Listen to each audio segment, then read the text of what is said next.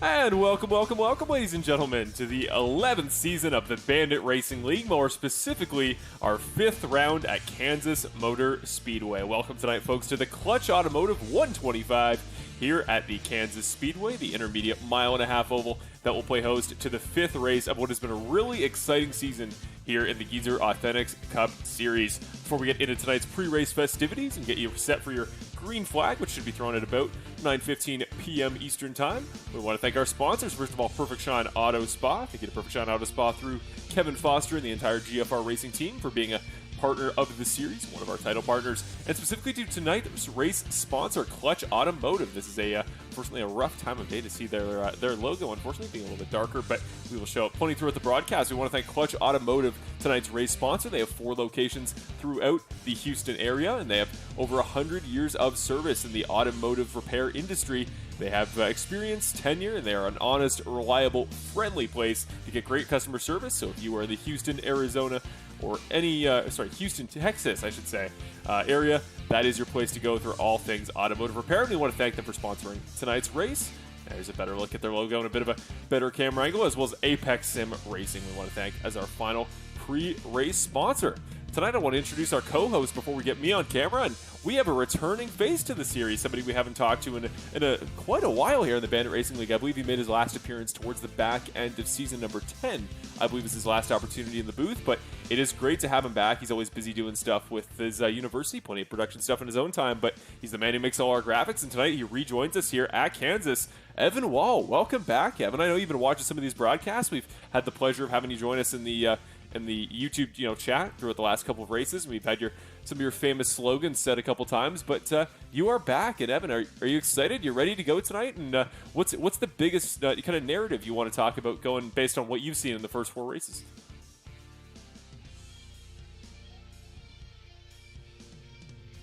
A lot of fun coming back doing these broadcasts. The more I leave and really start to do other stuff, when it gets a little bit too long, I always miss it just a little bit. It's always fun coming out here talking about races, and I haven't really been able to watch too much. I always watch when I can, but unfortunately with baseball, softball season starting up, I've been a little bit busy with those. But I guess one of the main things that I want to talk about is winless streaks, and we'll get into that a little bit once we put up our picks for the race. But I have a couple of thoughts on those.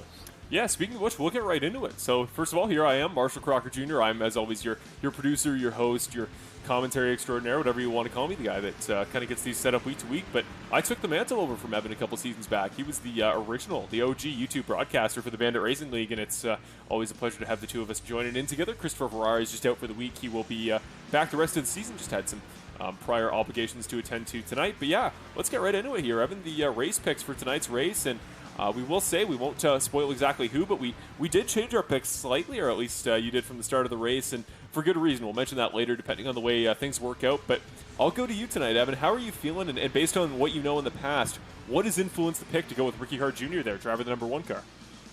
Well, when I first started broadcasting this league, I believe the first season that I did, not every race, but almost every race was won by Mr. Ricky Hart Jr., who's driving our number 1 car here tonight. It was the 64 back then, I believe, but that guy was always in victory lane. I figured I'm coming back for one race. It's time for him to get back in victory lane, and that's who I'm going with tonight. Kansas is going to be a fun track to watch, and I feel like he's going to do very well here. When I think of like intermediate racetracks like we're at here tonight at Kansas, I think of the more traditional drivers, the more well-tenured, the experienced guys, the guys who know to save tires, the guys who know the car well. And you got to remember, Ricky obviously was the champion the last time we ran the Cup car in the Bandit Racing League, and this is one of those bread and butter tracks, and he's one of those bread and butter talents that I think tonight could have a really, really good run. So I think that's a great pick. For me personally, I'm going to go with somebody that, well, I'm not sure if you saw the race last week, Evan, but many would argue was a little bit slighted by the way things turned out at Sonoma. It's Brett Guzik, the guy who almost pulled off the most miraculous strategy call, potentially in Bandit Racing League Series history last week, and what was an incredible performance at Sonoma on the last lap, was leading Nick Nickerson by avoiding a pit stop altogether, got caught up in a wreck going up the hill in turn number 5 with Nick Nickerson. Nick got up the inside and kind of forced his way through, got the move done, and and some of those Brett Guzik fans in the chat. I want to hear you guys, because I'm sure it was a pretty chaotic way to end any Bandit Racing League Series race, but I'm sure that definitely tugged at the heartstrings there, seeing him come so close to breaking that road course streak by Nick. But obviously, you were here, Evan, in all those ages where Brett was kind of working his way up the Bandit Racing League. And then I think you were here. You were still broadcasting with me when he won the title a couple seasons back. So, Brett, as far as being a guy that I think is just good everywhere, but especially, I think it's rare to see Brett maybe as hungry as he might be tonight in any race that is in the playoffs. You see, there's a good shot. He's the guy whose name I've put down is Bert Goosehack, who everybody pronounces his name differently, but Bert is a pretty common nickname. But you think he's a guy with that experience and maybe a little bit of hunger could definitely be a factor in tonight's event? Yeah, definitely. I mean, honestly, this is a track where I feel like a lot of those more traditional drivers, like you said, are really going to be a factor and really going to be the guys running up front. And those are two guys that I really think of when you kind of put that title out there, as Brett Guzik, Ricky Hart Jr., Nick Nickerson, obviously always one to keep an eye out on. But just if you look at the top of the board, those are some of the guys that are up there. Going off the top of the board, Nick Nickerson, Curtis Yancey, Mark Allen Bivens. He's a younger guy, but he almost drives like some of those from what I've seen. Ricky Hart Jr., Benny Hogan, Brett Guzik. Some of those guys that just have a similar driving style. I feel like all those guys are going to do really well tonight. Well, that being said, we are very quickly. We got 1 minute and 24 seconds left in pre-race practice. So just know these times are seen at the top of your screen.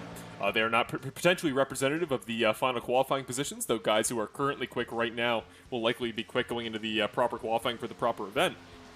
But that being said, we're going to go into your current playoff, or not your playoff, your current regular season point standings, I should say. And boy, howdy, has it been a playoff to remember. I keep saying playoff.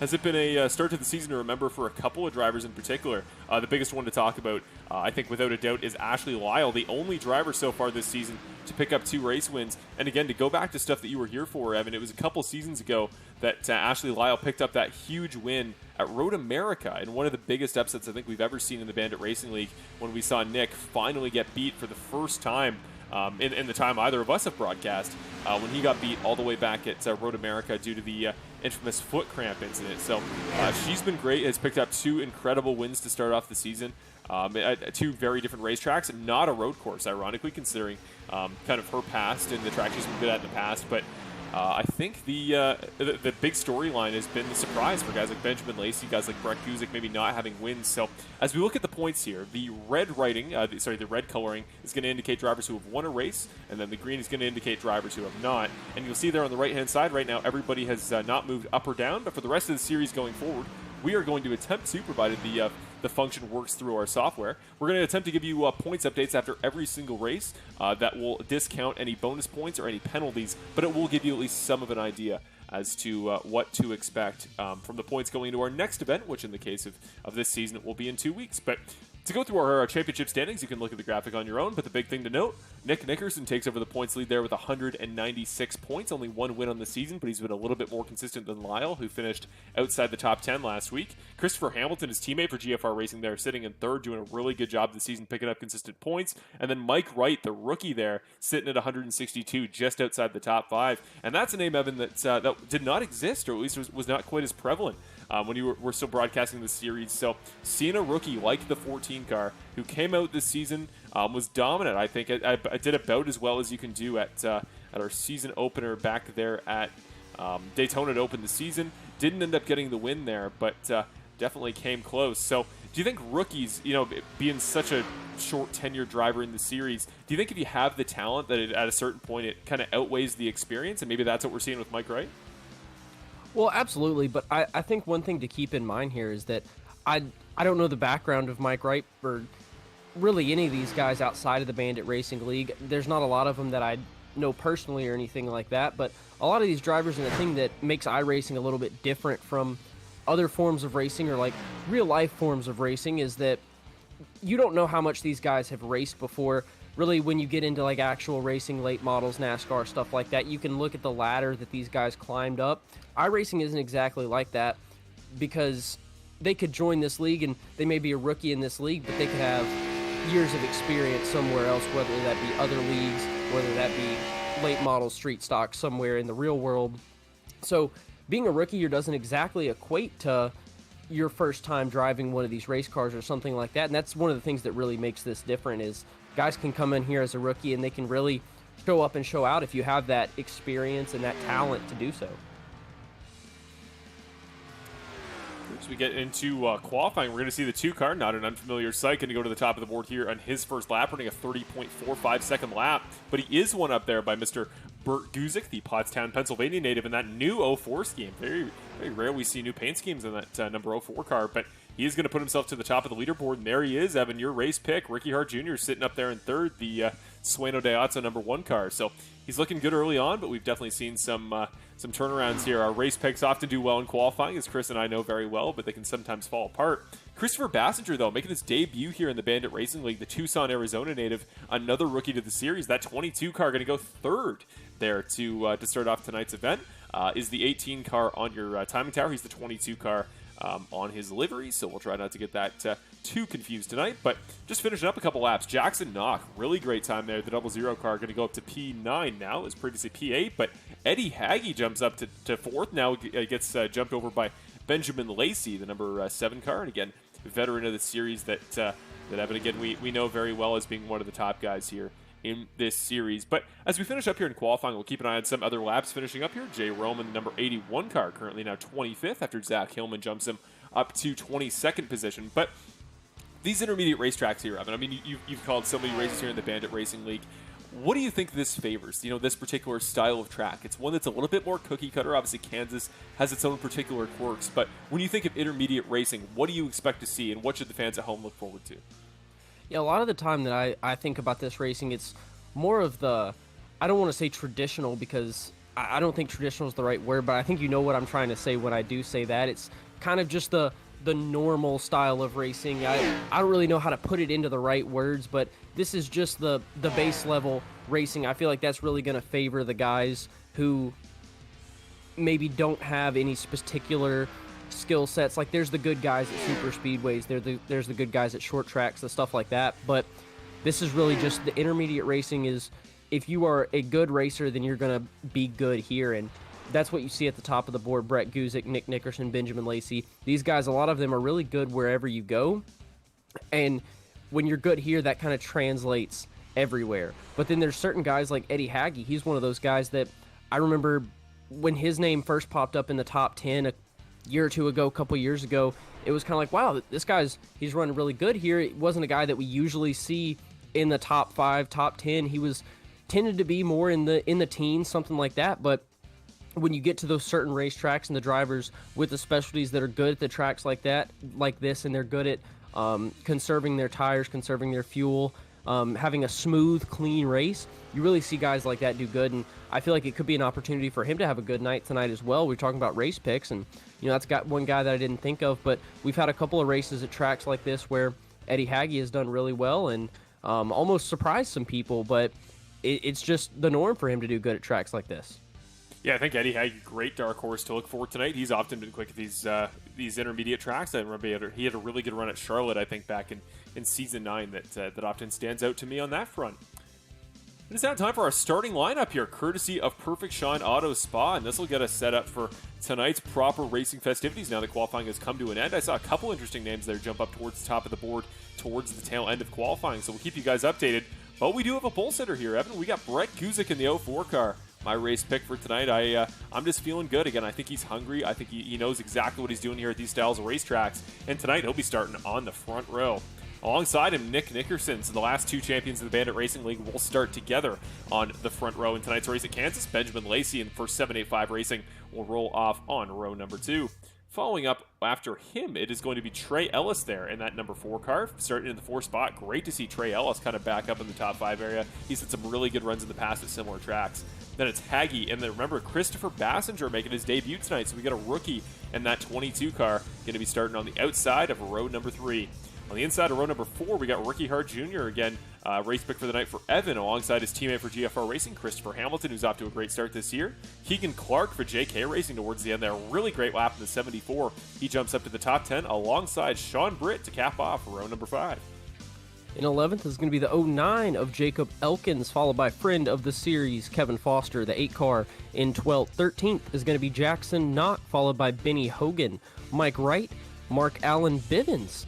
Rolling off in 16th position, followed by Connor Gibson, Curtis Yancey in 18th, Matt Crockett in 19th, and David Lakey in 20th. Yeah, to keep us going here, another rookie here, Kyle Fahey to the series, driver of the number 88 car, is going to make his first start here tonight at Kansas. Then we got Cody Welch starting alongside him all the way back in 22nd. Surprised to see the 85 car down quite a ways, especially because he was second fastest in practice on last I checked. Then we got Dawson Guzik, another friend of the series. Remember the BRL podcast? He is the host of the Bandit Racing League podcast, and be sure to check that out. Link in the description. Peter Murphy Jr. going to start in 24th position, top 25, rounded off by Zach Hillman. Then it's Hayden Paul, followed by Chad Eldridge, the Ohio native, starting on the inside of row number 14. Then we got Jay Rome after him, a fellow Canadian like myself. Mr. Pompous, Jason Greenwell, starts in 29th. We love Jason. Remember, that is not a slight in any way. Hunter Henry for HFR Racing. We'll finish off the field here with Bill Harkins, Steve Ulrich, Terry Condis, and the returning Tyler Rowland making his second start in the series after his return last week. And with that, we are ready to go here, folks. Are you guys ready for 125 laps of racing? I certainly hope so. We first of all, again, want to thank Clutch Automotive, tonight's race sponsor. We'll talk plenty about them throughout the event, but specifically Kevin Foster, tonight's sponsor on behalf of Clutch Automotive. I know he's going to have a lot of fans cheering him on in the broadcast booth. He's starting a very solid number 12, but here we go, folks. Green flag with the Clutch Automotive 125 at Kansas Speedway. It's an even run for the 04 and the 2 down to turn number 1. Nick Nickerson not going to let him jump too far ahead, as we saw what happens last week when Guzik gets a big lead. Yeah, Nick Nickerson hanging strong there on the outside, but Brett Guzik is going to have the lead. We'll see if he can clear him. Coming down to the back straightaway, he's not going to be able to. The 2 fighting hard on the outside. Good start here for Benjamin Lacey as well. He's tucked right up to the inside of that inside line behind Brett Guzik on the back left quarter panel of the 04 car. Guzik now going to slide up in front of Nickerson. Does get to the high wall, so he's going to get the better run off the corner and protect the spot. But Eddie Hagge there, as we see the 2 leaders jumping below the white line. Eddie Hagge going to lead that top line, and I believe that 97 car going to jump into third. Great start. We were talking about him. Evan, I think Eddie could be a guy to watch tonight, at least certainly early on. Yeah, I definitely think he could be slotted in third position really nicely right there. In the first 3, single filed out, as Benjamin Lacey is going to lead the inside line with Trey Ellis up there on his outside. Into the wall a little bit for Ellis. Crazy going on behind. Christopher Bassinger going to get stuck in the middle of a 3 wide there. First race in the series. Welcome to the Bandit Racing League 22 car. That is going to be a handful for him to keep track of, especially at a track like here at Kansas. I know he's got fresh tires, but it is tough to run in a 3 wide anywhere, especially in the middle. You see guys a little bit further back here jostling for spots, and Bassinger now down 6 spots, but up 5 is Cody Welch. Good start for the 85 car. Back to the front of the field, we got Brett Guzik kind of dropping backwards. He, in a split second, went from just behind Nick to now watching the 97 car take over that place as Benjamin Lacey gets underneath him, and the 7 car moves himself back up into the top 3. But here comes Hagge again, that 97 car. About the best first 3 laps he could ask for. And keep an eye on the 1 of Ricky Hart Jr. He's up there on the high side, right behind Brett Guzik right now. He's even with the 7 of Benjamin Lacey, but he looks like he's going to try and pull him down the back straightaway, and he's going to clear him. Whoa, into the wall goes the 8 car of Kevin Foster, the last guy we wanted to see in the inside wall. Caution comes out first of the night. We'll go to our butt kicker racing replay momentarily, but there is the number 8 car of Kevin Foster. Again, not the way he was looking to start tonight's race. He's the primary sponsor for Clutch Automotive on behalf of the GFR Racing team, and just, I know he's going to be fighting for spots, and he was actually up a little bit there. I think he was up to 8th at the time he got in that wreck from 12th, so was pushing hard, and unfortunately, that will bring out our first caution of the night. Yeah, it looks like the 8 car was doing his best fighting on that outside lane. Had the 5 of Benny Hogan directly behind him, and it looks like Kevin just gets a little bit loose coming off the corner, and he's right there on top of Benny. Benny gives him a little bit of a shove, and it's going to send him around and into the wall, collecting a couple other cars as he goes. Yeah, never what you want to see here, especially early on in a race where, yeah, you can see the damage there a little bit to the back left quarter panel, kind of caved in right there where the Clutch Automotive branding is on the back there, and you see just missing the entire rear spoiler of that car. So it's now the question, I think, Evan, for strategy for him. You know, do you come down pit road, do you take the 1 quick repair you have available, make sure that car is fast the rest of the night if you maybe you're banking on a pretty green flag race, or do you wait for the later stages, just try to stay on the lead lap and then take it when you're a bit more competitive to make sure you don't accidentally take it, get caught in a wreck, and end your night on only lap number 25 or something like that? Yeah, I mean, that's where the difficult decision really comes into play, because like you said, you take it right now and then you're setting yourself up the rest of the race. You know you're going to be starting in the back, and I guess the question is really, if you take it now, you have to be fast enough to really get yourself out of trouble, or just be good enough to stay out of trouble, because if you don't, if you get in another accident a little bit later on, you don't have anything you can do about it. We're now going to go to another face here in the broadcast booth for tonight. I know I mentioned we have a two-man booth primarily, but we have a new face joining us here on the Bandit Racing League, Full Send Racing Network broadcast. Though it's not the first time that he has partnered with a Bandit Racing League, broadcast of sorts. We got Nolan Gross joining us in the booth tonight as kind of our pit reporter on the scenes. So we saw the drivers coming in there and the aftermath of that wreck. We all know why they came down, but you were talking a little bit pre-race, Nolan, about what we're expecting as far as pit stops and fuel cycles. So do you want to, first of all, introduce yourself to the fans at home and then talk a little bit about what we should expect and how often, guys, will be making the trip down pit road? Yeah, first of all, thank you, Marshall, for letting me hop in the booth today. Really appreciate that. And when it comes to strategy, if the race went green all the way through, you would be expecting around maybe 3 or 4 pit stops with fuel. Tire fall off is a pretty big thing here, especially with the track being in its nighttime. So the track's cooler, it has the grip, so you're going to be flat footing it. So once these tires wear, it's really going to be who can get on the throttle quick, who can get off the corners pretty quickly. And Nolan, in your experience here running at Kansas, this racetrack, what's kind of the big challenge from a driver's perspective? The big challenge from a driver's perspective, especially with these Gen 6 Cup cars, is the beginning, especially on the restarts and the starts. It's like Daytona and Talladega, where you're side by side for 2 or 3 laps, but then since it is a mile and a half, you're going to have to deal with the washout of the aero package that we have with these cars, where you'll get really tight if you're in the wrong spot with the aero wash. Amazing. Well, it was a pleasure to talk to you, Nolan. We'll talk to you plenty throughout the broadcast, but we thank you for your insight. We'll keep you locked and keep you dialed in next time we get another pit stop cycle. Thank you. Awesome. We were talking about strategy just a little bit right there. One of the drivers that was involved in that accident is going to be the 76 of Mark Allen Bivens. He did come down and take his fast repair. Well, there you go. You can already see the strategy splitting off. So as we take the green flag here, first restart of the race, Nickerson and Hart, the 2 GFR teammates, going to get the jump here. But yeah, we're going to have to keep an eye out there for, first of all, Mark Allen Bivens, to know that whenever he gets in a wreck, it's going to be that much more catastrophic. But yeah, I think that's going to be something to remember tonight. If you get in an incident, how do you respond? And Kevin Foster, I think, was trying to do that damage without the quick repair. He is currently 17 seconds back in the pack, but again, not necessarily a bad decision. As here we go. First run at anybody other than Nick Nickerson leading this race. Here comes the 1 car, Ricky Hart, and gets him underneath 3 and 4. First lap back in the restart. So as Nolan was just talking about, those restarts going to be crucial. And I think that 1 car is, as at least for the first one of the day, got it figured out relatively. The 1 car jumps to the point ahead of the 2, the 97, 7. And here comes Brett Guzik back in the top 5. Yeah, Brett Guzik losing a little bit right now. Benjamin Lacey is going to get him on the outside. He's falling back some more. The 98 might get him as well, and it looks like he's going to. Yeah, I see up there on the high side is the 09 car of Jacob Elkins, who's up 4 spots from just outside the top 10. Good start for that 09 Smithfield entry. We got, Brett Guzik continuing to fall back. Hasn't been the start I'm sure he was looking for. And Jackson Knock as well, a guy I want to point out here. Double 0 car up 5 spots from qualifying 13th. He's now up to 8th. You can see him on the high side, that white, blue, and green entry. And in the middle there is Christopher Hamilton. Hopefully he gets in a line. Going to slot in ahead of Connor Gibson, who's had an incredible start to the year. Remember, he's 3rd in points and is going to work his way into the top 10, I'd imagine, sooner rather than later. And as he does, Keegan Clark now going to jump underneath him. The 74 car will take over the final spot in the top 10. New race leader once again. Nick Nickerson got a great run off of 1 and 2. Takes the lead back from Hart. Yeah, in the time we've been talking, Nick Nickerson couldn't handle being in second place. The 1 and 2 cars now slotted in 2 and 1 position. Wide once again here, Eddie Hagee going to go down the middle of Sean Britt and Benjamin Lacey, respectively, the 2 gray entries. And he's going to slot back into the outside of the line, make it a single file for the first 5 cars. Back to Benjamin Lacey now on the inside in 6th, and still race leader. That 2 car is holding off Ricky Hart, but that 1 car could get the run at any moment. Those teammates, we'll see how well they work together tonight, but through the first 10 laps, it is all GFR. 3 guys in the top 10. And Jacob Elkins now is single file up there in front of Jackson Knock and Benjamin Lacey. And if you notice their lines a little bit, it looks like Elkins and really anybody who's running single file is a little bit lower than that high side when you get back to the double file guys. So Knock, he's running a little bit higher than those guys in front of him are. Oh, except for right now, the 09, a little bit high, almost into the wall there.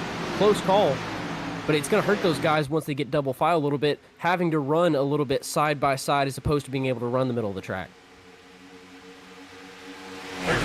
Biggest mover in the race is the guy we got on Skype. You can see his camera live, but Jason Greenwell, the Mount Vernon, Indiana native, running up there that is the 16th position. He's up 13 spots from starting back in 29th. So that 83 car has always been really solid here at these mile and a half. So I remember his most famous moment being the almost win he had a couple seasons back at Michigan. But he's good at the smaller tracks too.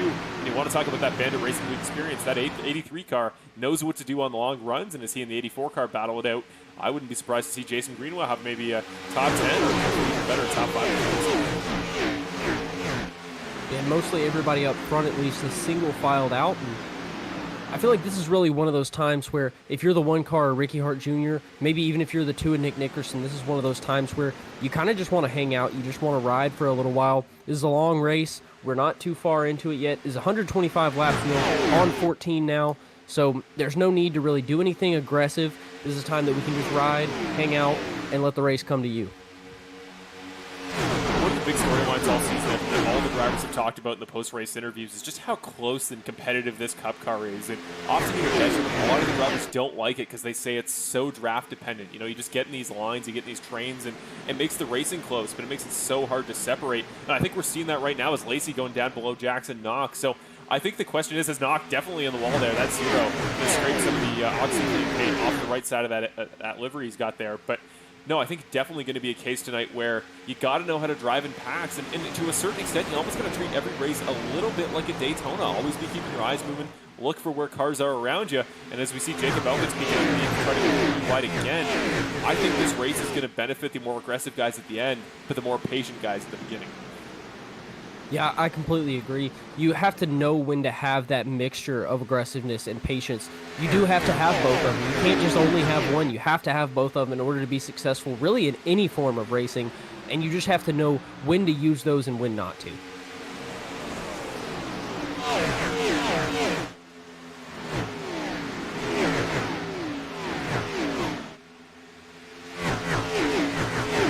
Good run though for some of these guys early up front. Again, I'm looking for guys like Jackson Knox again, still running in the top 8. He's still, even despite that wall scrape, got good pace. He's running right next to the 04 of Brett Guzik. You got the 15 of Christopher Hamilton, who came very close to winning last week. Don't forget, that 15 car, had things gone a little bit differently, had Brett's strategy failed, or he held up Nick a little bit longer, I think the 15 car definitely had a shot there. So the Tempe, Arizona native for GFR, still looking for his first win, but kind of always a dark horse. He knows how to avoid wrecks. He knows how to stay up front, and that's why he's done as well as he has in the points this season. And now we see a mistake from Benjamin Lacey off of 2. The 15 car capitalizes again. Watch out for him, and he may almost try the double here on Jacob Elkins, but nope, going to slide it on the high side. May have a crossover here from the 7. Yeah, he's going to try it, and it is going to be Elkins side by side with the number 97 here a little ways further up front.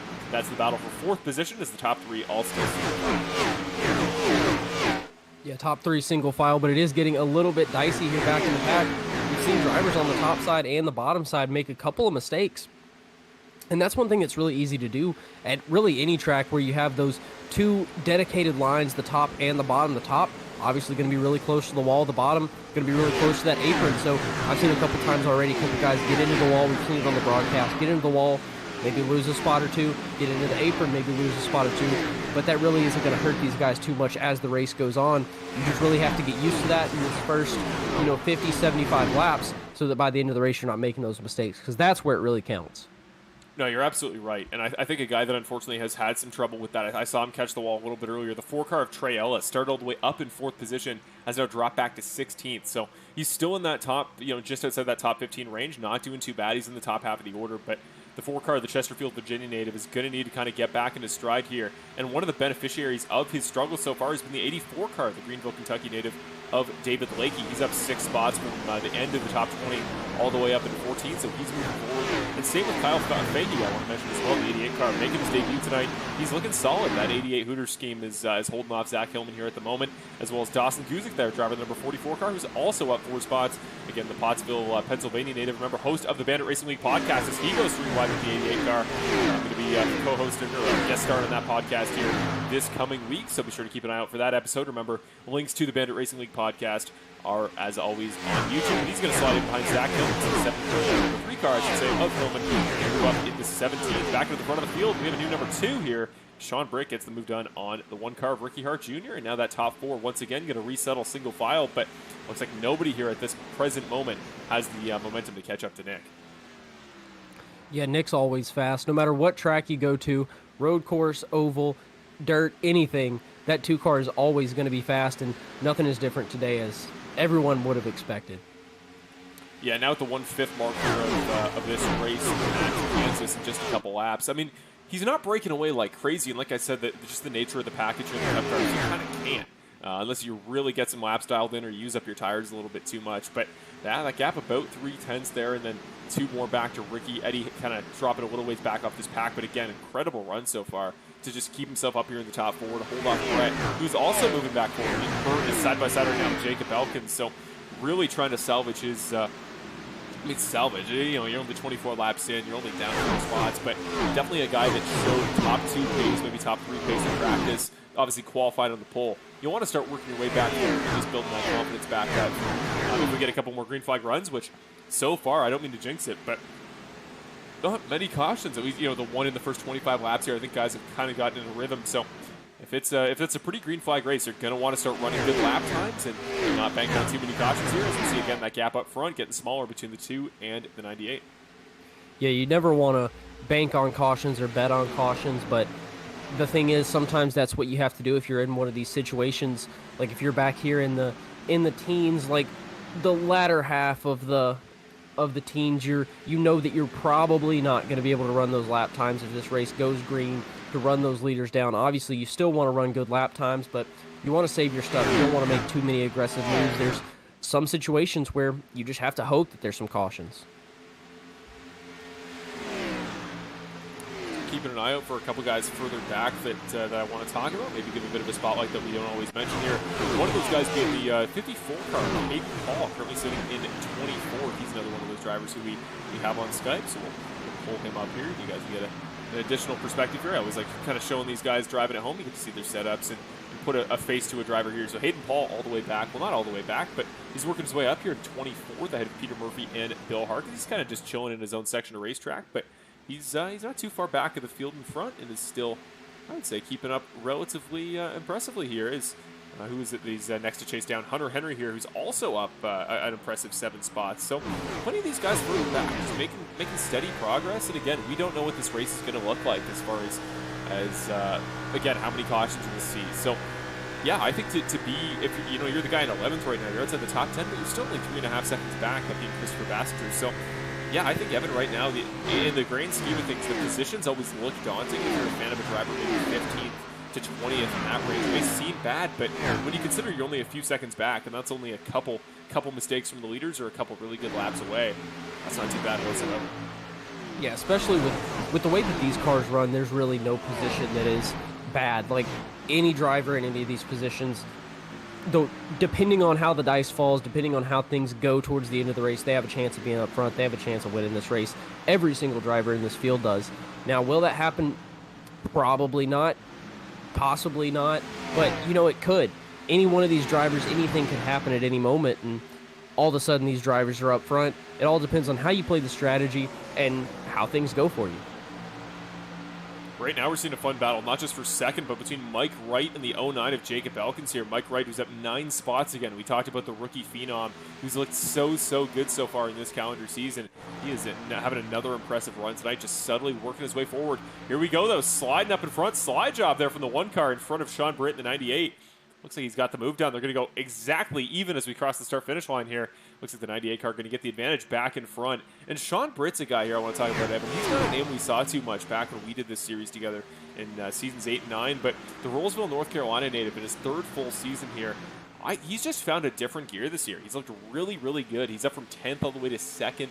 And he's another one of those kind of new faces that until we talk to them in the broadcast or we see them rattle off a couple top 5s, you don't know where some guys are good. And the 98 car this season just seems to be really solid everywhere. Even last week at the road course, put down a really good performance. I believe he was just outside the top 5. So Sean Britt there, definitely a guy to keep track of. And the way that he and Ricky are keeping up with Nick, still within 6 and 7 tenths respectively, again could be another dark horse for a first career win here tonight.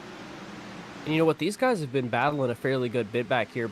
battling for the second, third position, even fourth, fifth positions, have been battling a lot. And even then, Nick hasn't really been able to run away. Now, a little bit of that is because of the package, but still, when you're battling, usually if that leader's all on his own, he's going to run away a little bit, at least gain some ground. And these guys have been able to keep up pretty well, so that'll definitely be a thing to keep an eye on.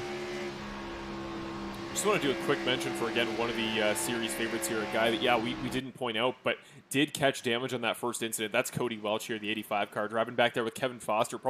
I would say it's probably the two most cheered for guys here tonight, the two arguable fan favorites in tonight's race. Obviously, Kevin through Clutch Automotive, and just being one of the favorites in the series, but also the 85 car here is just the guy that is always the perennial storyline here in the Bandit Racing League, is those guys going to get blown past by, I believe that's Jay Rome there on fresh tires in the 81 car. But, Cody Welch just never seems to find that lock behind the 8-ball again, racking up decent points, but he's going to want to start finding a way to turn that karma in his favor. As here we go, Mike Wright, the 14 car, underneath Haggy. They're side by side, and also side by side is this battle for second. The 98 car back in front after Ricky briefly took the lead again through turns 3 and 4 last lap. And, I just want to bring that back to there's no situation in which these guys couldn't end up front. We know that Kevin and Cody are both very fast drivers, and they're still on the lead lap. So they may be at the tail end of the field, but they're not a lap down. Even if they were, there's a chance they get back on that lead lap. So there's still plenty of time for these guys to get up front. And as fast as those two guys are, as soon as that caution flag hits, I know that once they hit that restart, they're going to be coming back up through the field once they really catch up to some of these guys. So there's some guys to keep an eye on once the race gets into the latter stages. Looking back here to Brett Guzik, we got this really cool gyro camera you see in the corners to give you a sense of the banking here. But the 04 car, again, what a weird race he's had. Back down to 11th. I think there was some minor mistake here. He is going to move past, that is, Christopher Hamilton, I believe, should get the run.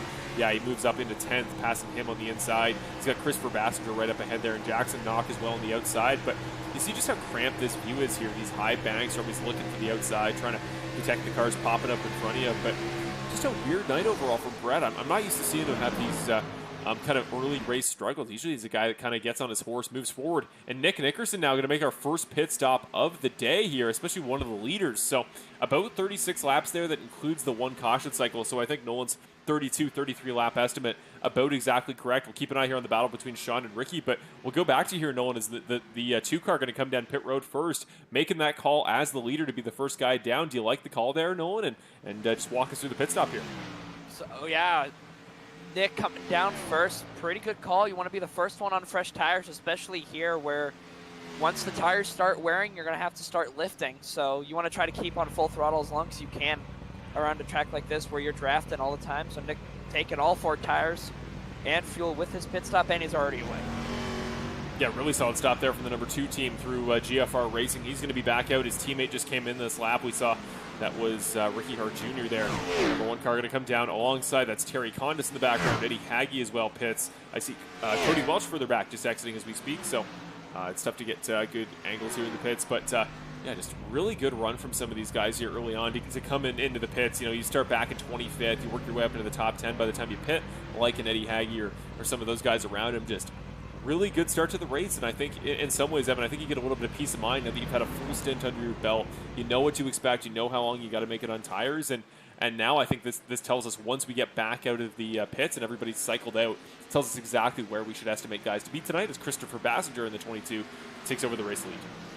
Yeah, and I feel like one thing that we really have to keep an eye on is guys getting on pit road. That's one of the things that a lot of drivers don't exactly practice, is getting on pit road under green flag conditions. And one of the guys that had a little bit of trouble with that was the 14 car of Mike Wright coming down on pit road. He's been fast all night, but coming down on pit road, he spun just a little bit. He was able to keep it corrected, but he did go around, and that definitely slowed down his entry to pit road. So he's going to be a little bit slower than some of these other guys. That's where the small things really come into effect here. You have to be good at getting on and off pit road, getting in and out of your box, hitting that pit road speed, and really getting back up to speed. So that's going to be a thing to definitely keep an eye on.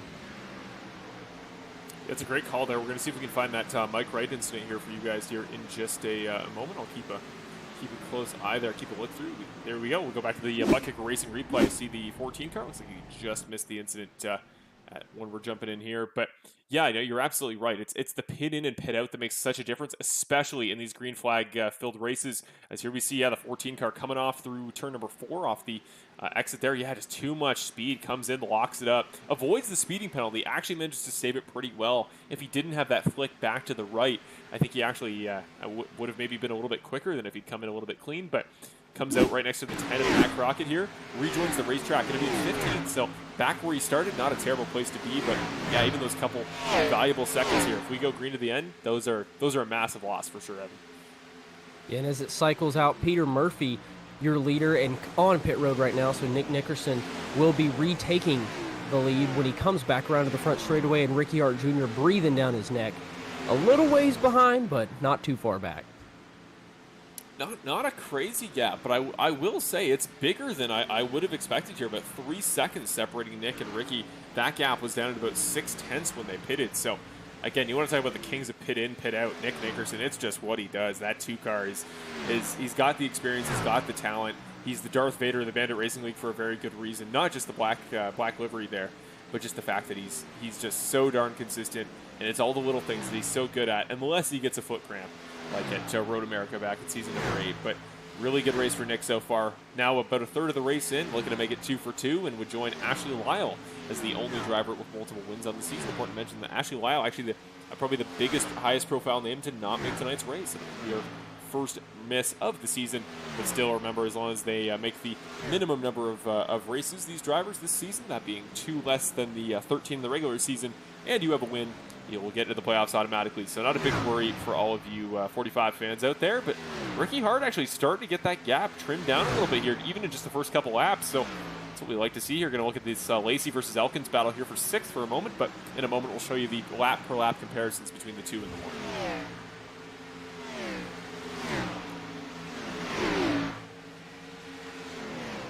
Inside here is Benjamin Lacey, Redlands, California native, going to jump up in front of Elkins, so that battle settles itself out. And these guys are going to go chase down Curtis Yancey, who's quietly gotten up 13 spots, now in 5th, started 18th. And from the caution, or from the comment sections, where did Cody come out at right now? Cody's sitting at 28th position, Kevin Foster in 29th. So those guys aren't too far back. Obviously, they really need a caution to get this field grouped back up together so they can actually move, but those guys are still on the lead lap. Had clean pit in and pit out, obviously, because haven't lost a lap yet, but definitely not too close to the rest of the field as of right now. They really need a caution in order to get back in this thing. I just want to shout out the suggestion there from Kelly in the broadcast chat that Nick should slow down and wait for Kevin, his GFR teammate. You know, you want to talk about teamwork, Kevin. You want to talk about team camaraderie, especially a race that I know is important to Kevin.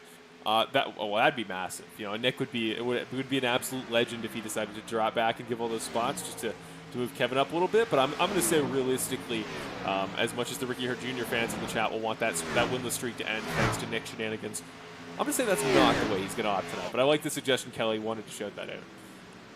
Yeah, I don't think he's going to do it, but it definitely make for a great race. I would love to see it. But maybe if we get a caution here in the next couple laps, we can get him on the radio, maybe talk him into it. I just want to say here very quickly, Evan, Ricky Hart Jr. is flying. We got the lap time comparison up here. Each lap, 3,300s, 2,400s, 1,700s, 25, and about 800s faster each lap. He's now got the gap down to 1.9. That 1 car is just on rails right now. I don't know what Ricky Hart's doing that's working so well for him, but you can see here Eddie Hagee was a full half second slower per lap on fresh tires, similar tires, 3 of the last 5 laps. So just, he's in a different ballpark right now, that 1 car. And again, you want to talk about a guy that's hungry, similar to Breck Uzek. Again, that winless streak, not quite as infamous as Cody Welch's, but for how great Ricky Hart, how consistent he's been over the past 2 years, you know he wants that checkered flag, especially at a track that I think appeals to his driving style. Yeah, it's not as infamous, but almost as long, really. Sitting in a great spot in 2nd place right now, and really it may be one of those things where he's just really in a rhythm right now. He knows how much he wants this win, and he's really going to work for it. I mean, if you're a driver like Nick, if you've got the lead, if you're just kind of coasting out there, you may not necessarily be driving as fast, but Ricky's he's got something that he's chasing. He's got that rabbit in front of him. He's really chasing it, and so it seems like for a lot of drivers, if they have that something out in front of them that they can look at that they really want to catch up to, they're going to drive a little bit faster, whereas if you're just kind of out there riding around trying to keep up your first position, you may not push it as hard. Well, some drivers that have a really good reference point for how fast they have to go is this great 5-way battle for essentially 6th all the way back to 9th position. That the back of that battle, I guess actually Trey Ellis there in 10th, kind of finishing it off to round out the top 10. But now Dawson Guzik in that 44 car. He has been quick, I would say, all day. Really under the radar race so far. But that 44 car, looking to get back in the top 10 for the first time, I believe, this season. He's up 14 spots. He's making the move, or at least attempting to, on Jacob Elkins. Really good day for the 44 car. That's what you like to see. And again, recording that podcast with him sometime soon. Definitely going to be a good chance to kind of ask him about what's working for him so well tonight, because this has seemingly been one of the tracks to watch for that 44 car. Yeah, and Mike Wright, obviously, as you can see, didn't fall too far. Right now sitting in 7th position now. That is a good bit different as he has to dive low to 54, slow on the top side. But obviously didn't fall too far, sitting in 7th right now, and really not a bad spot. He's right behind Benjamin Lacey, right in front of Jacob Elkins. He has fast cars around him, and probably needs a caution or needs something to go wrong with some of these top guys before the end of the race, but there's still plenty of time for that. Again, trying to look back through the field here, find some good battles. Peter Murphy and Jackson Knock there, that 38 car on the low line, right in behind Mark Allen Bivens, who sits 15th. He's going to get that bottom line to work. The car will stick, the tires will grab, and he'll grab that spot in the 00. Now going to look to go 2 for 2 on the same lap here on Mark Allen Bivens. That 76 car there, running about where he qualified there in 15th position. Now again, Kyle Fahey in the 88 car, starting to poke his head here into this battle. He's going to be on the inside line, like a Jackson Knock as well. So all guys here, with the exception of Jackson Knock, who have moved up since where they started qualifying. So this hard-charging group of fairly young drivers between Bivens, Knock, and I believe Fahey, all doing a good job tonight here, just doing what they got to do, trying to pick up a top 15 and trying to chase down Jason Greenwell, who currently sits in the 14th spot. Yeah, most guys are fairly single-filed out right now, but still keeping an eye on that 14 car of Mike Wright, and he's made the jump up to 6th position, and right behind him, Elkins up on the outside. He's going to be battling Benjamin Lacey down on the inside. Lacey currently in 7th, looking to grab 8th right now. Across the start-finish line here for the start of lap number 53. Back to the bottom goes Elkins. Lacey on the top, and again, Dawson Guzik in a good spot here, kind of in the catbird seat, just maybe wait to see if these guys get together. One of them compromises the other's line. Whatever it may be, that'll be a really good opportunity if it comes. The 09 car going to slot back in front. Lacey, 7 car, up into the 7th spot. As the 2 car of Nick Nickerson now starting to bring that gap out a little bit. And that's always the question. We get optimistic when we see a guy start to track down another for the lead, but there is always the possibility that they've just burned up more tires. They're running a more tire detrimental line that doesn't really work for conservation. And now we may be starting to see that, because the 1 car for TR Jr.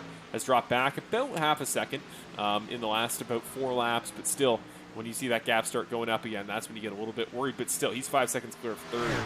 If he's just looking for a podium, if this race goes green to the end, that's, as long as he doesn't make a mistake, a fair guarantee. It's just a question of, can he start reeling back the 2 car again, keeping that gap steady now? Just maybe a mistake there from the 2 car or from the 1 car that dropped it back a little bit.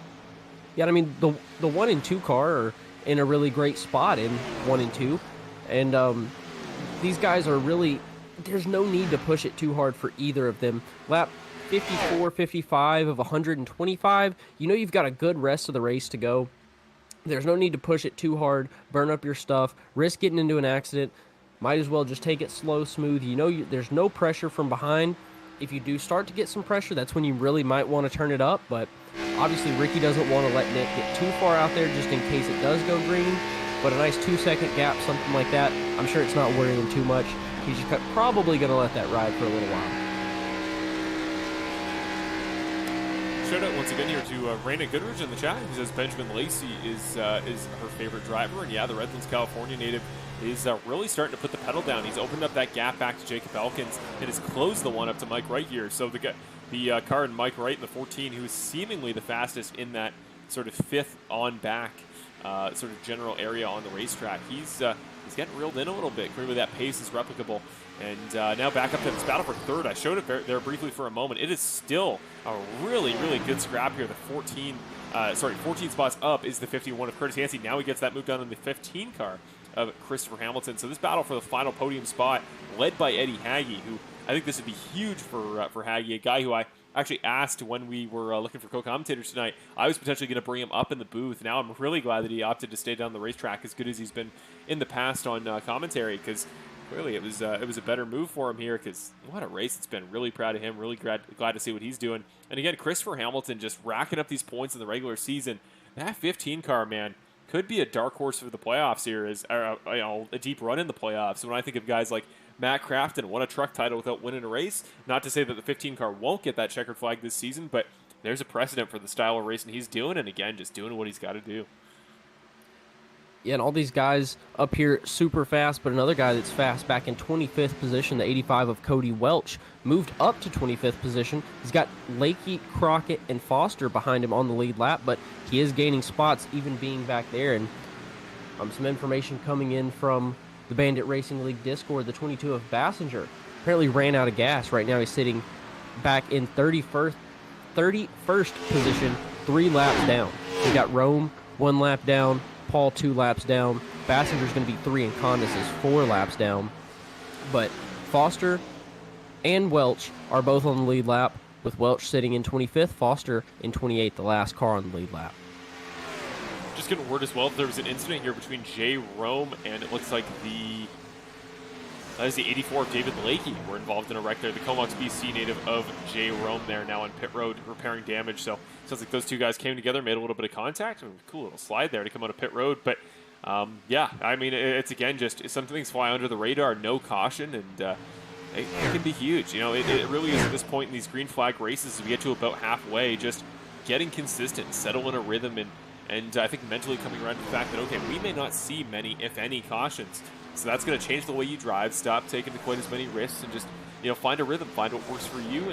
And I think that's the biggest advice I could impart on anybody. And this gap is fascinating. I just want to say for the lead, because now it's back up to 2.2 seconds. It was down to 1.6 at one point between Nick Nickerson and Ricky Hart Jr. And he's still fast. He's still there in the ballpark, but looks like there's just not been much potential to really close that gap down to a second and kind of hold it there. So 2-car doing everything he's got to up front, but Ricky Hart not letting him get too far away.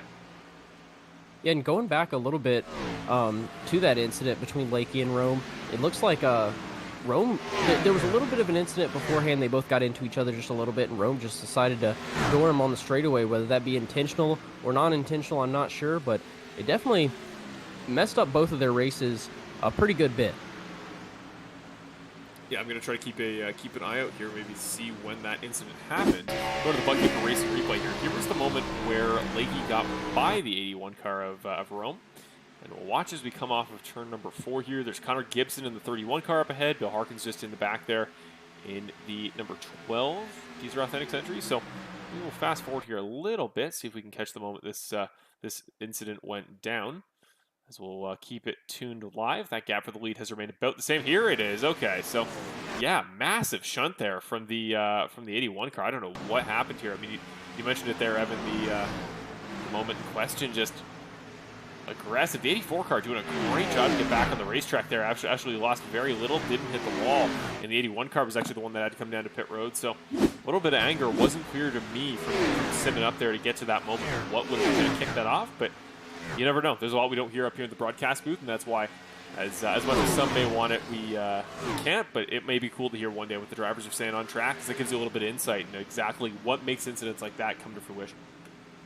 Yeah, and it looks like Rome has been black flagged, so he's going to be penalized for that move. But to the dismay of some people in our comments, great job getting back on the track, and no caution going to be brought out as we're on lap 65 of 125. Still only one caution so far this race.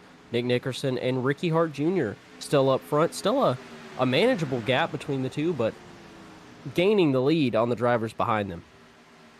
This is the battle to watch now. Eddie Hagee versus Curtis Yancey. It's kind of been a duel for the last 5 or 10 laps as to, okay, who in this 4th or 5th or 6th segment wants to be the one to go challenge for 3rd. Looks like they sort of nominated Curtis Yancey, or at least he was the fastest of that group. And now the 14 car are going to take another stab, as seemingly nobody can consistently get pace on the 97 to jump up there into that 3rd spot and lead this sort of line we formed from 3rd to 6th. really anybody in this pack could potentially do it. And Benjamin Lacey, don't forget about the 7 car there, a little further ways back down the straightaway. He is still very much in the equation. If he can get a tow off the fresh tire 10 car, Matt Crockett could have a shot there of getting involved in this battle as well. But right now, it's still the 97 with the hard-charging 14 car right behind him. Here he comes inside as we cross the start-finish line. Be side by side down in turn number 1. Yeah, side by side, down into 1. Looks like the 51 is going to follow the 14 down to the inside, and 14 hasn't cleared, but Haggy might try and fight back. Can't do much with the 51 down on the inside like that, but so much racing like this is one of the reasons why the 1 and the 2 are sort of running away with this race. Is these guys can't get down good, clean, consistent lap times, 3rd through 4th, 5th, 6th. They can't really run those fast lap times. Oh, there goes Haggy in the wall. There's the caution I know a lot of people were hoping for. Eddie Haggy absolutely creamed the outside wall off of 4. He catches Yancey. We're still green. There's the yellow. I was going to say that the 51 car looking backwards across the start-finish line. So with that, we stack them up. We reset. If you were a fan of Kevin Foster, he's about to get a free wave around for the Lucky Dog.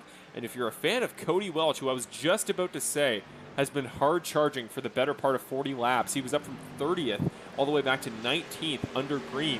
He was the fastest car on track, even next to the leaders in that stint. He will be back up in the equation. So, Evan, this is a huge caution.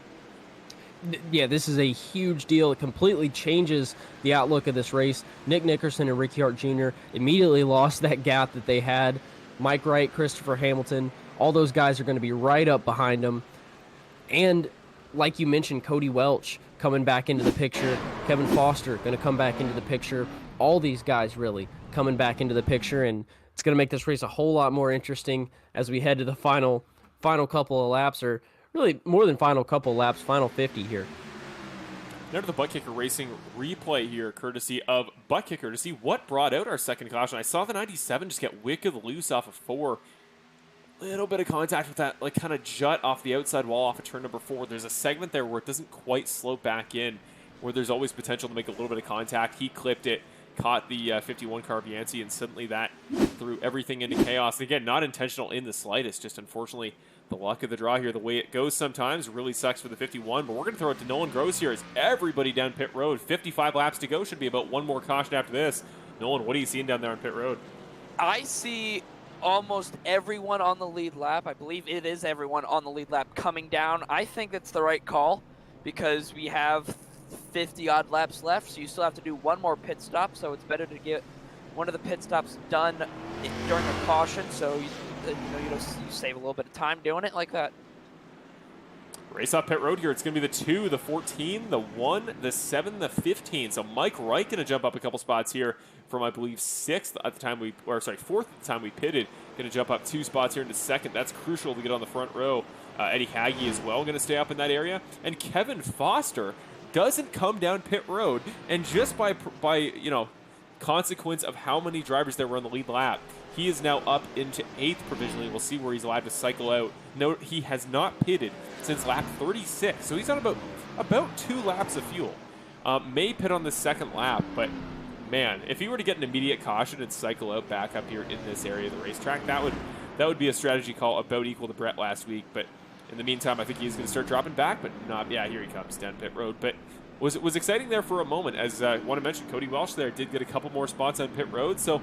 The 85 car, he's in the equation, folks. 54 more laps. The 85 up to 15th now. Still in that lead pack now. And I think the big question is going to be that battle for the lead. Nick Nickerson and now Mike Wright going to be your front row.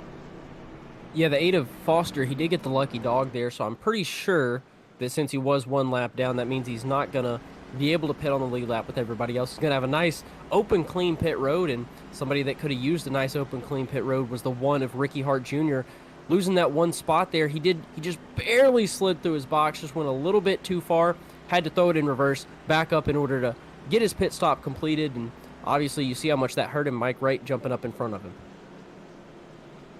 Well, very quickly before we get back into our next restart here and get back into the Clutch Automotive 125 under green here at the Full Send Racing Network coverage of the Bandit Racing League, we want to thank once again our sponsor of tonight's event, Clutch Automotive. Thank you, Clutch Automotive and Houston, Texas, for your sponsorship of the series and signing on here on behalf of Kevin Foster and the entire GFR Racing team. Again, to give you a little bit of detail, they are an automotive repair service company from the West Houston, Friendswood area.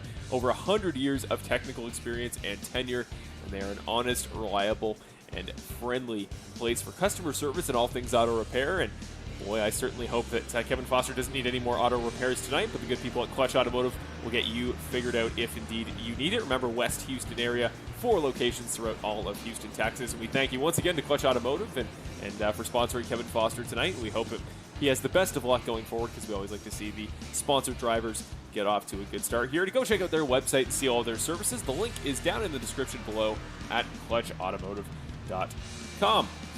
With that, one more thing, we are now getting doubled up, stacked up, ready to go. I very quickly want to mention the Geezer Authentics brand, because speaking of our good man Kevin Foster and Clutch Automotive, we got some new shirts here, folks, to rep Kevin Foster, as well as a new item there next to that. But here's all the customization options. You can get it in a variety of colors, from navy to black to silver to purple, and you can get it in a variety of sizes. Any size you need, we have it on GeezerAuthentics.com, your place for all things merch in the Bandit Racing League. Or you want a cool shirt, hat, hoodie, pants, flag, anything you want with the new BRL logo on it. We have everything there at GeezerAuthentics.com, your official merch supplier for the Bandit Racing League and all of our services.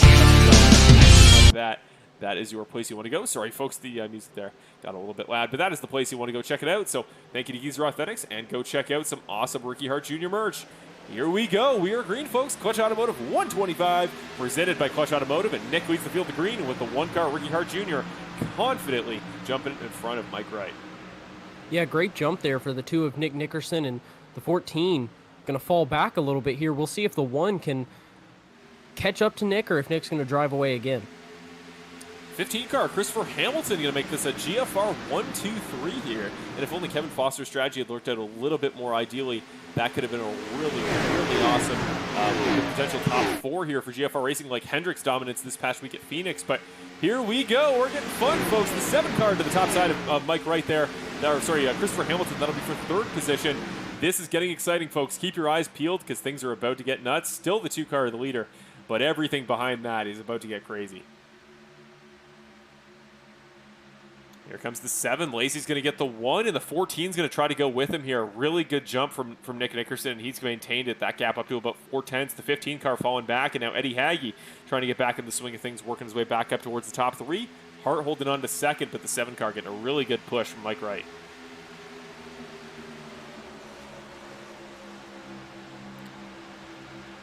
Turns number 1 and 2. The 1 car going to slide back up. So now Ricky Hart Jr. has confidently got back to 2nd. He's held on to his spot, but a little ways further back is guys like Cody Welch we want to talk about. He's up to 12. He's now 3 wide. This move, if he could get it, would put him into 11th.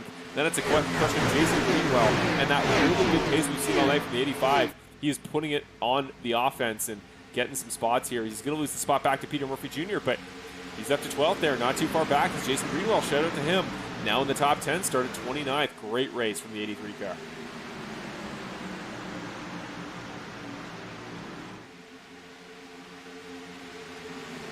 Up front, this battle continuing between Lacey, Hamilton, and Wright. The 14 car all the way down to the bottom, the 15 car all the way up to the top. I don't know if he clipped the outside wall there a little bit, but the momentum was kind of halted there. I'd say it was certainly halted for Jacob Elkins, who in the background I saw made a little bit of contact over just now. The 09 car qualified in 11th, was up in the top 5 for some of the last stint. Unfortunately not the start he wanted on this stint. At this moment, as he's moving backward, that's going to give the spot to Cody to get up to the 10. It's also going to mean that this battle for the lead gets a little bit further up front. Whoa, there goes Cody off of turn number 2. Was there contact? Did he get loose? Whatever it was, saves it, and still gets the move done. That'll put him up into 9th ahead of turn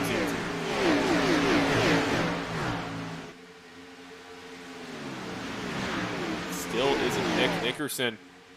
Sitting about a full 10th and a half, which sounds like a lot, but really isn't much. Ricky Hart Jr. right there behind him again. This is, I think, the battle to watch. The 2 and the 1 car just on a different level, but we are seeing potential there that this number 7 car could potentially be just as quick, and I would in no way be surprised to see Benjamin Lacey just put it into another gear, start moving forward, and It's been so much fun to watch, man. What a battle we've been seeing here. And I'll throw it to you here, Nolan. If you're showing up here in the broadcast booth, I believe Evan just had to step away for a moment. But Nolan, this start here, the 2 and the 1 car are fast. But there's a lot of guys here in this pack, like Mike Wright, Benjamin Lacey, Christopher Hamilton. In your experience, who are you watching for right now?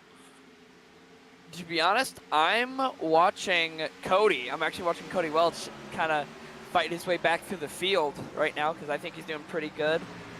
I don't know what car got loose over top of him coming out of 2, but he was able to collect it after going down onto the apron and keep driving, and now he's in the top 10. Yeah, Cody always seems to be known for that. Those crazy saves is just kind of what the 85 car does. He's always heads up. He's always keeping his hands moving. And now here comes Mike right there. Again, going to challenge for the number 2 spot. I think this time he's going to make it work. Off of turn number 2. Now 45 laps to go here at Kansas. That 14 car, pretty good run, but he's going to drop back in the slot into second place. So it was pretty darn close. And Nolan, I want to ask as well, last season at Bristol, you had a really good run. You almost found yourself up here in this part of the racing order, almost for the win towards the latter stages of the race. So as the temperature rises here, as the pressure builds, who's the guy you want to be here? Do you think Nick is a little bit comfortable knowing he's led most of this race? Or would you rather be Ricky Hart Jr. just kind of waiting back, ready to make that move whenever you get the opportunity? So I would rather be Nick in this situation just because Nick has led laps. He's won a consistent amount of races, so he knows what it's like to be up in the front, be in the lead. And Ricky's probably back here. I know he knows that it's his teammate, so he's probably laying back, trying to play a little bit of defense. But at the end of the day, Ricky's going to try to push for it. And you've run with teams before, Nolan, you and a lot of the young guys last year. I know there was a pretty big stable there. Yeah, how much are you talking right now? If you're the 1 and the 2 car, you're leading the field. Do you think they're trying to game plan at all to kind of hold these guys back, or are they dead silent, just focusing on their own races right now? It really depends on what track, because I know, especially with Mark's win last season, Nick, when we were able to move in between teams' discords, Nick came down into our Discord channel to help and push Mark to that win at Daytona. So it really depends on what track and like what the strategy was going into the race. And that is the question, unfortunately, that we will never know. As far as the GFR guys, we don't know what the game plan was here, but now it's starting to jump out a little bit. Nickerson opens that gap up to about 3 seconds. So for the 2 car, a guy that I know after last week there was a little bit of controversy with that finish with Brett, but they talked it over on the Bandit Racing League podcast. Everything is all smooth over there. And tonight to follow it up with another non-road course win, make it 2 on the year. I'm sure he would he'd be pretty darn happy to make that happen. But again, his teammate Ricky Hart Jr. is not too far back. He's keeping him honest. So keeping an eye on Nick here. It doesn't look like he's too talkative right now. It doesn't look like he's too chatty. He knows what he's got to do, and Nick can just get it done better than pretty much anybody else in the series. But that gap now back down to 2/10. Ricky is ready to pounce whenever he gets the chance. We've got Evan back here just to keep you updated, Evan. It's been a pretty busy couple laps, but still your race leader here, Nick Nickerson, holding on to the number 1 spot with Ricky Hart Jr. about 2/10 back, and we've seen Cody continue to work his way forward. Now, kind of finding himself stuck in a bit of a hole there. Now starting to catch up to this pack of I believe 8th and 9th place. That is Curtis Yancey and Eddie Hagge. So Hagge falling back, Welch moving forward, actually kind of taps the outside wall there. And I was just talking about with Nolan, has kind of the pressure builds towards the final sort of stanza of this race. Would you rather be a guy attacking or defending? And I think so far, if you are Nick, I think defense is the way to go, because guy's been unstoppable at this point. Nobody can seem to shake that 2 car. Oh, yeah, I mean, I completely agree. You always want to be the guy in the better position. You spend the whole race trying to get yourself up front and trying to get yourself in that better position. And Nick is really right in the spot where you want to be. You want to have the lead. You want to be able to defend everyone else's attacks. You don't want to have to think about what you're going to do. You just want to think that I'm up here in the lead. I want to do everything that I can to stay here. He's having to battle people off from the back, but Ricky's having to battle people off from the back just as much. Just to give context here, Nick showing up right now as on the timing tower as though he has pitted. It has the word pit next to his name, indicating that he is in the pits. Don't worry, we will let you know, and he will turn his name will turn gray there when he actually comes down pit road. So just a little bit of a confusion on our telemetry side, but shouldn't affect the race, and all the gaps back from him will still be correct. So we'll let you know. We will know very well when he comes in. Until then, assume that all is normal with him. But this battle now, Peter Murphy and Eddie Hagge, the back into the top 10, is going to have to get cut away from if Ricky continues to get closer, which he's got that gap down to a 10th on Nick Nickerson. Right now, the 38 and the 97 going side by side. Again, Hagge just the pace he had early on starting to slip back a little bit, but still, if he can hold it in 8th here, he's got potential to get back in the top 5 with how close this pack from Brett Guzik on backwards is.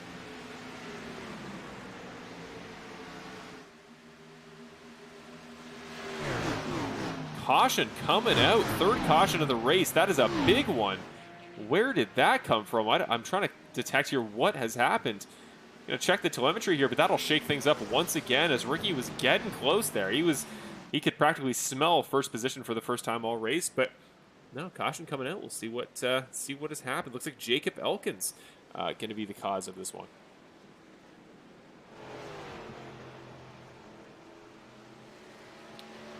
No direct moment that I can see on my telemetry, so we're just going to have to go back and check out what happened to him. The 09 car you can see here on the apron. Looks like he just had a bit of a moment with somebody here off of turn number 2. So go to the dynamic camera here from the top side, right into the back of the 12 car there. Bill Harkin just carried a lot of speed through the corner. Everybody else managed to avoid. I don't think Bill took a particularly large amount of damage, but just a little bit of a mistake there, and suddenly we take another yellow, and we haven't got one yet, Evan, but potentially tonight we've seen a caution. Now we've seen 3 to this point. There is something that happens when we get cautions, and we'll see if it happens tonight, but what would that be, Evan? You know, I usually, not always, but a lot of the times, cautions breed cautions. That's right. That's darn right. It's great to hear it back live again, but you're totally right. Cautions do often lead to more cautions as the field gets packed back up, but we're going back to Nolan Gross here. We're back on pit road. Final time of the race. We got to think, Nolan, 35 laps left to the finish. Nick comes down. This is crucial.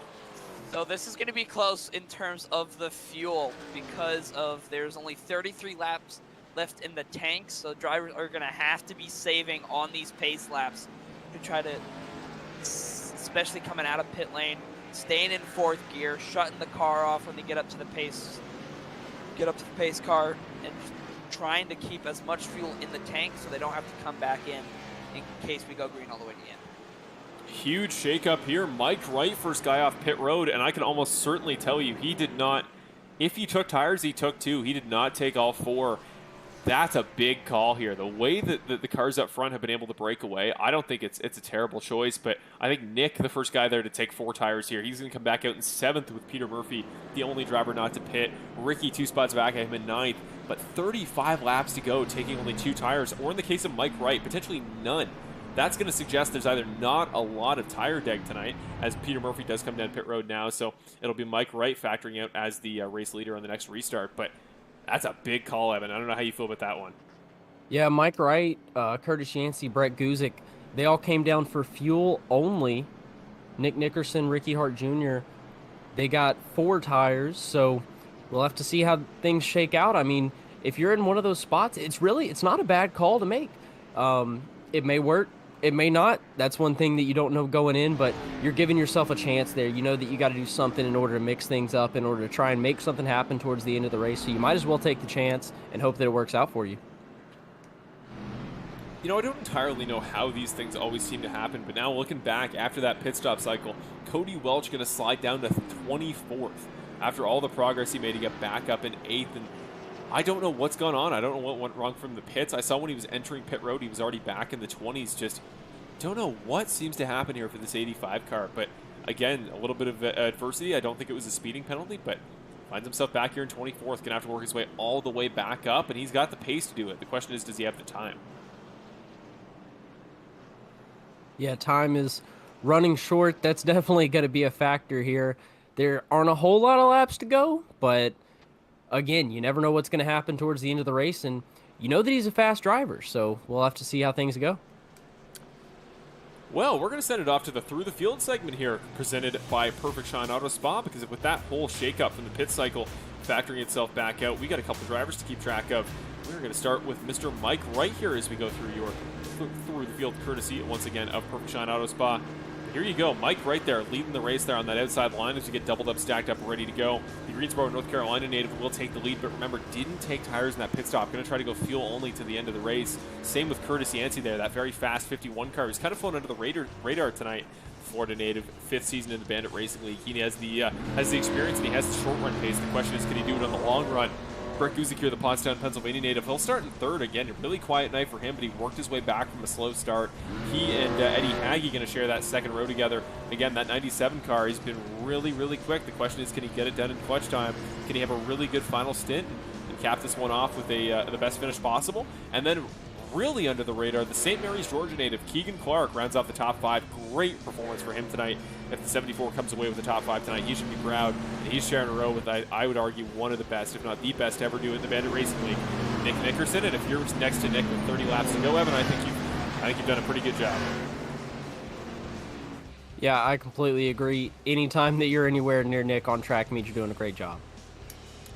Here we go. Green flag. Mike Wright going to take the field to green next to Curtis Yancey. Eddie Hagge gets a much better jump from the top side. And now we got 33 to go here at the Clutch Automotive 125. ClutchAutomotive.com in the description in Houston, Texas. But here we go, boys. It's getting exciting. The 2 car out of Nickerson is waiting on those fresh tires to pounce as soon as the gap opens up. But right now, they have that door supremely closed. And here comes the 1 car, going to make his life pain if he can't get by fast. Yeah, Wright and Yancey out front quickly.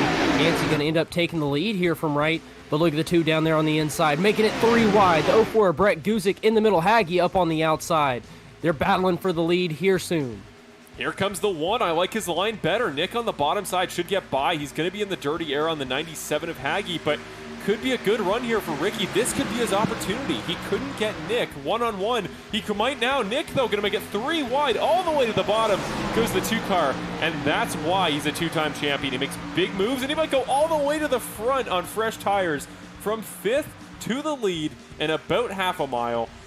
This is what Nick does, and now the question is, Ricky, can he start heading back forward again? He's stuck behind Hagge, just going to dive it into the inside. He's not wasting any time, Evan. You can see the desperation behind the wheel of that number 1 car.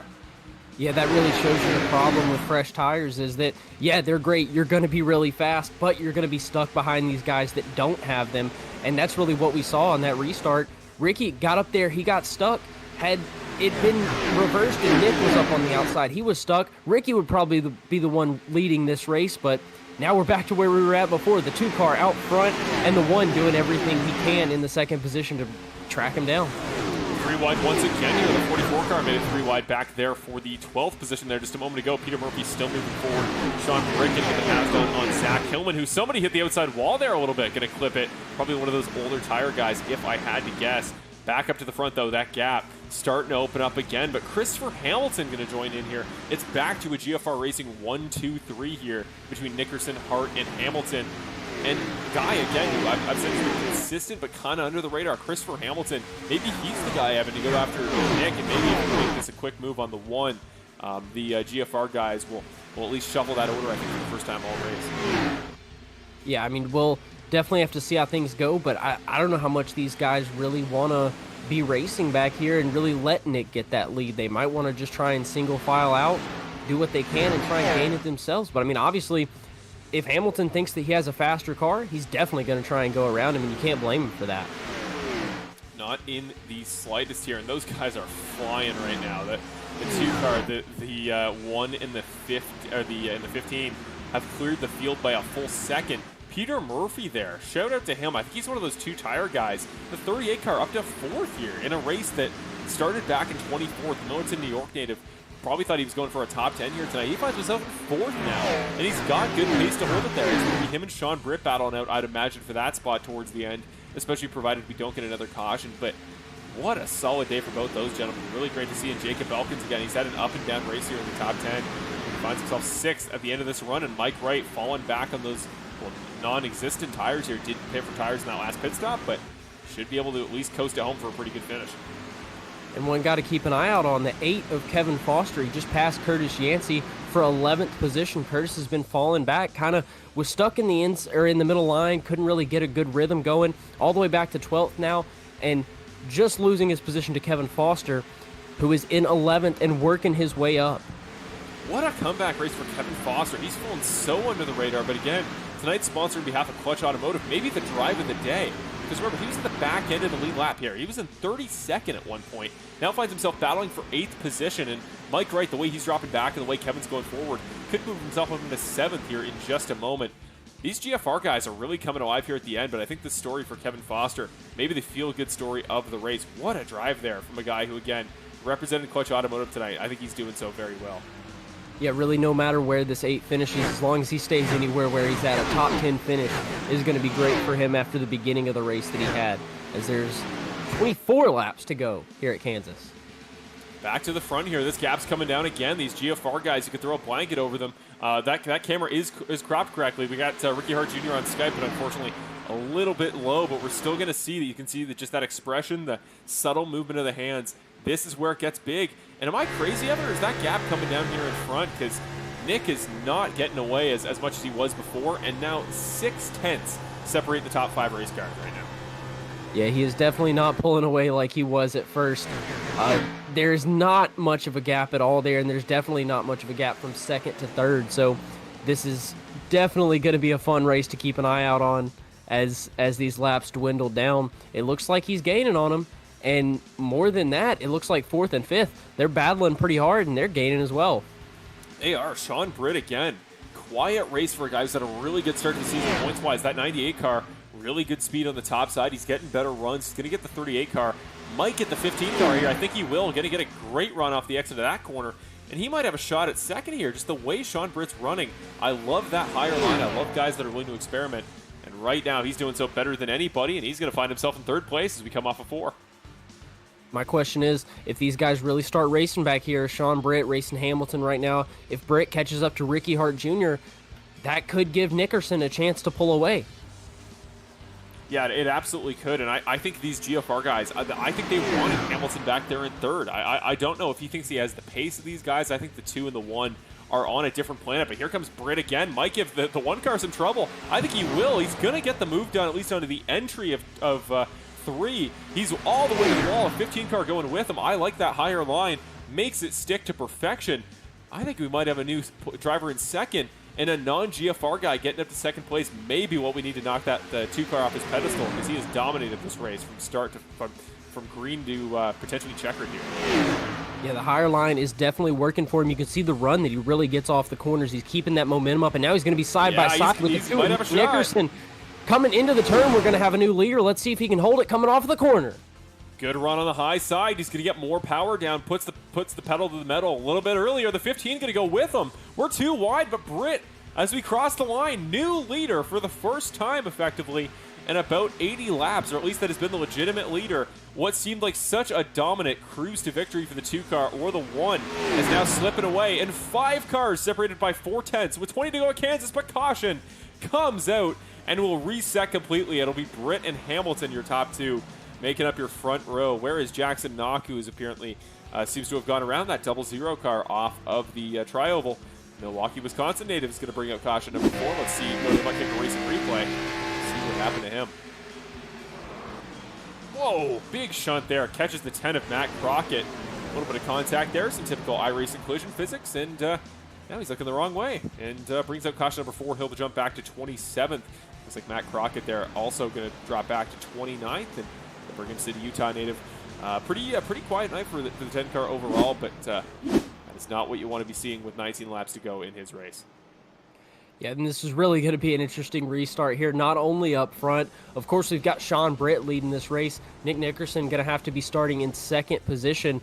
But also, if you look down the ways a little bit, Kevin Foster, the 8 car, he's up to 7th place. Cody Welch, the 85, is sitting in 10th. We have a lot of movement that has happened between these past 2 cautions, and I can guarantee that there's going to be a lot of movement in the past 20, or in the next 20 less laps of this race.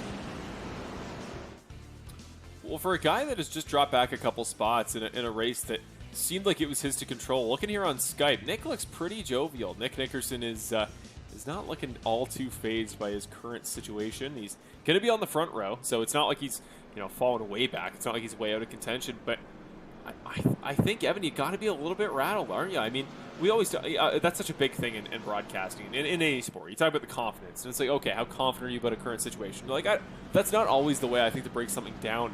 But when you've led a race effectively from start to finish for over 100 laps, and then all of a sudden everything gets thrown up into the air, a guy on fairly similar tires, I think they both have 4 fresh ones from the last stop. A guy in Sean Britt jumps in front of you, a guy maybe you're not used to running quite so much. That's got to affect the way you think about this race, and he's got to be breathing a little bit harder than he was in that last caution, I'll tell you that much. Well, I mean, people's reactions really tells you a lot about them, and not to bring it away from racing too much, but one thing that I really think about is the Iron Bowl, not this past year, but the year before last. If you're college football fans, the Iron Bowl, obviously a huge rivalry. Alabama quarterback Bryce Young, he was down. There were seconds to go, not much time at all to go.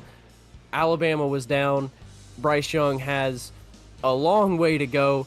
Odds are incredibly slim, but there's a tight shot of Bryce Young's face, and he's laughing in the huddle. He's smiling. He's having a good time. And what does he do? He throws a long touchdown pass. He puts that game in overtime, and he wins it. And I'm seeing a lot of similarities here with Nick Nickerson. He's up there. He's smiling. He's laughing. He's having a good time. The odds are against him, but he's not out of it, and he knows that. And he knows that no matter what, he's going to have a good finish here, probably. And he knows that he's feeling confident about coming back to win this race. He's just in second place. He's not that far back. No, and that is what you love to see. You love to see the guys that, and confidence isn't just words. It's not just how you project yourself. It's just how you act and those little mannerisms. And no, I think you're absolutely right. That's a spot-on way to compare it. And yeah, Bryce Young, best of luck to him. He's going to be entering the draft here this coming month, and the poor guy. There's not many places I'd rather not play football more than Carolina or Houston. But if he does end up becoming a Houston Texan and Stroud goes first in the draft, well, best of luck. But if he has some car repair damage he needs to get fixed over there in Houston, Texas, the place to go is Clutch Automotive there. Perfect segue. We're known for them here on the Bandit Racing League full send coverage. It is Clutch Automotive, again, your race sponsor tonight for the Clutch Automotive 125 here at Kansas. We want to once again give a shout out to them for their over 100 years of quality service and for sponsoring that 8 car that has had a roller coaster ride of a race. But when you're the race sponsor, you put yourself on a race car. You just want to see yourself a lot on the broadcast. And man, he has been a common fixture here tonight as a storyline. So thank you to Kevin, and thank you to Clutch Automotive for sponsoring tonight's race at Kansas and making everything we do, not just for the broadcast, but for the series and these drivers as a whole, making it possible. And I also, very quickly before we get back to your restart, which will be in one lap's time, want to plug the Bandit Racing League's website. That's right, we have a website with everything you need to know Bandit Racing League related. You guys tune in every Wednesday, you keep it locked to the league, but if you're sitting there midday, you're at work, you're like, hey, I wonder who won a Bandit Racing League race at Bristol back in season 7 in 2019. Well, the best place to go is the Bandit Racing League website, or you want to check on your favorite drivers, see what teams they race for, or you want to get some merch, or you want to find out about when the next race is, you want to get some details about where we'll be on a Wednesday night. That is where you go to do it. The Bandit Racing League website also gives you links to our sponsors, like Apex Sim Racing. Use code BANDIT for 5% off your purchase, or the link in the description below. Gives you direct access to our YouTube. Everything is on the BanditRacingLeague.com website, and that's why we recommend you go check it out. The link is, as always, in the description down below, or just go to BanditRacingLeague.com. With that, here we go, Evan. We are ready. 15 to go. It's the 98 car who's just taken over the race lead in that last stint from the 2 of Nick Nickerson. And you got to think the 2 car is going to be hungry, but the 1 car maybe even hungrier. Green flag here at Kansas for the Clutch Automotive 125. We got 15 to go, and the 98 car gets a really good jump to start. Yeah, the 98 picked the outside. Obviously, we saw how good he was on the outside up there, and he's going to be able to take the jump and clear the 2 down to the inside. It's going to be the 98, followed by the 2 car. And then followed by 2 more GFR Racing teammates. The teamwork going to come into play here. You got to think as the 2 car jumps below the line. He's trying to get that spot back real quick, and the 98 car not really going to fight it. Just going to say, okay, I'll hold my top line. I know where I'm more comfortable. And he might get the crossover here. Nick going to try to slide up, but no, can't quite make it work. We're going to be close to the start-finish line here. Do we have another caution? I'm seeing a lot of cars further back having a bit of an incident. We will. Caution comes out. Trey Ellis and Zach Hillman sliding through the infield here. That'll be caution number 5 here, folks. And Evan, I think we were a little bit early there on caution number 3 when we predicted 4 would come soon, but 4 right into 5. There's a phrase we use for times like this.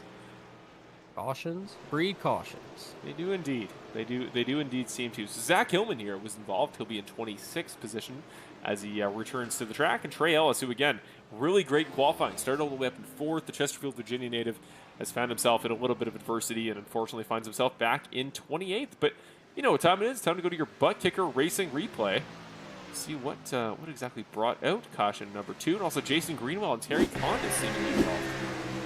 And watching this, it was really between the 04 and the 4, the battle of the 4s here, but they were 3 wide, and the car on the outside of them, the 85 of Cody Welch. Cody Welch getting very lucky, though, and those guys wrecking directly behind him, just missing it, and Cody is going to eke through there, still in 7th position for the 85.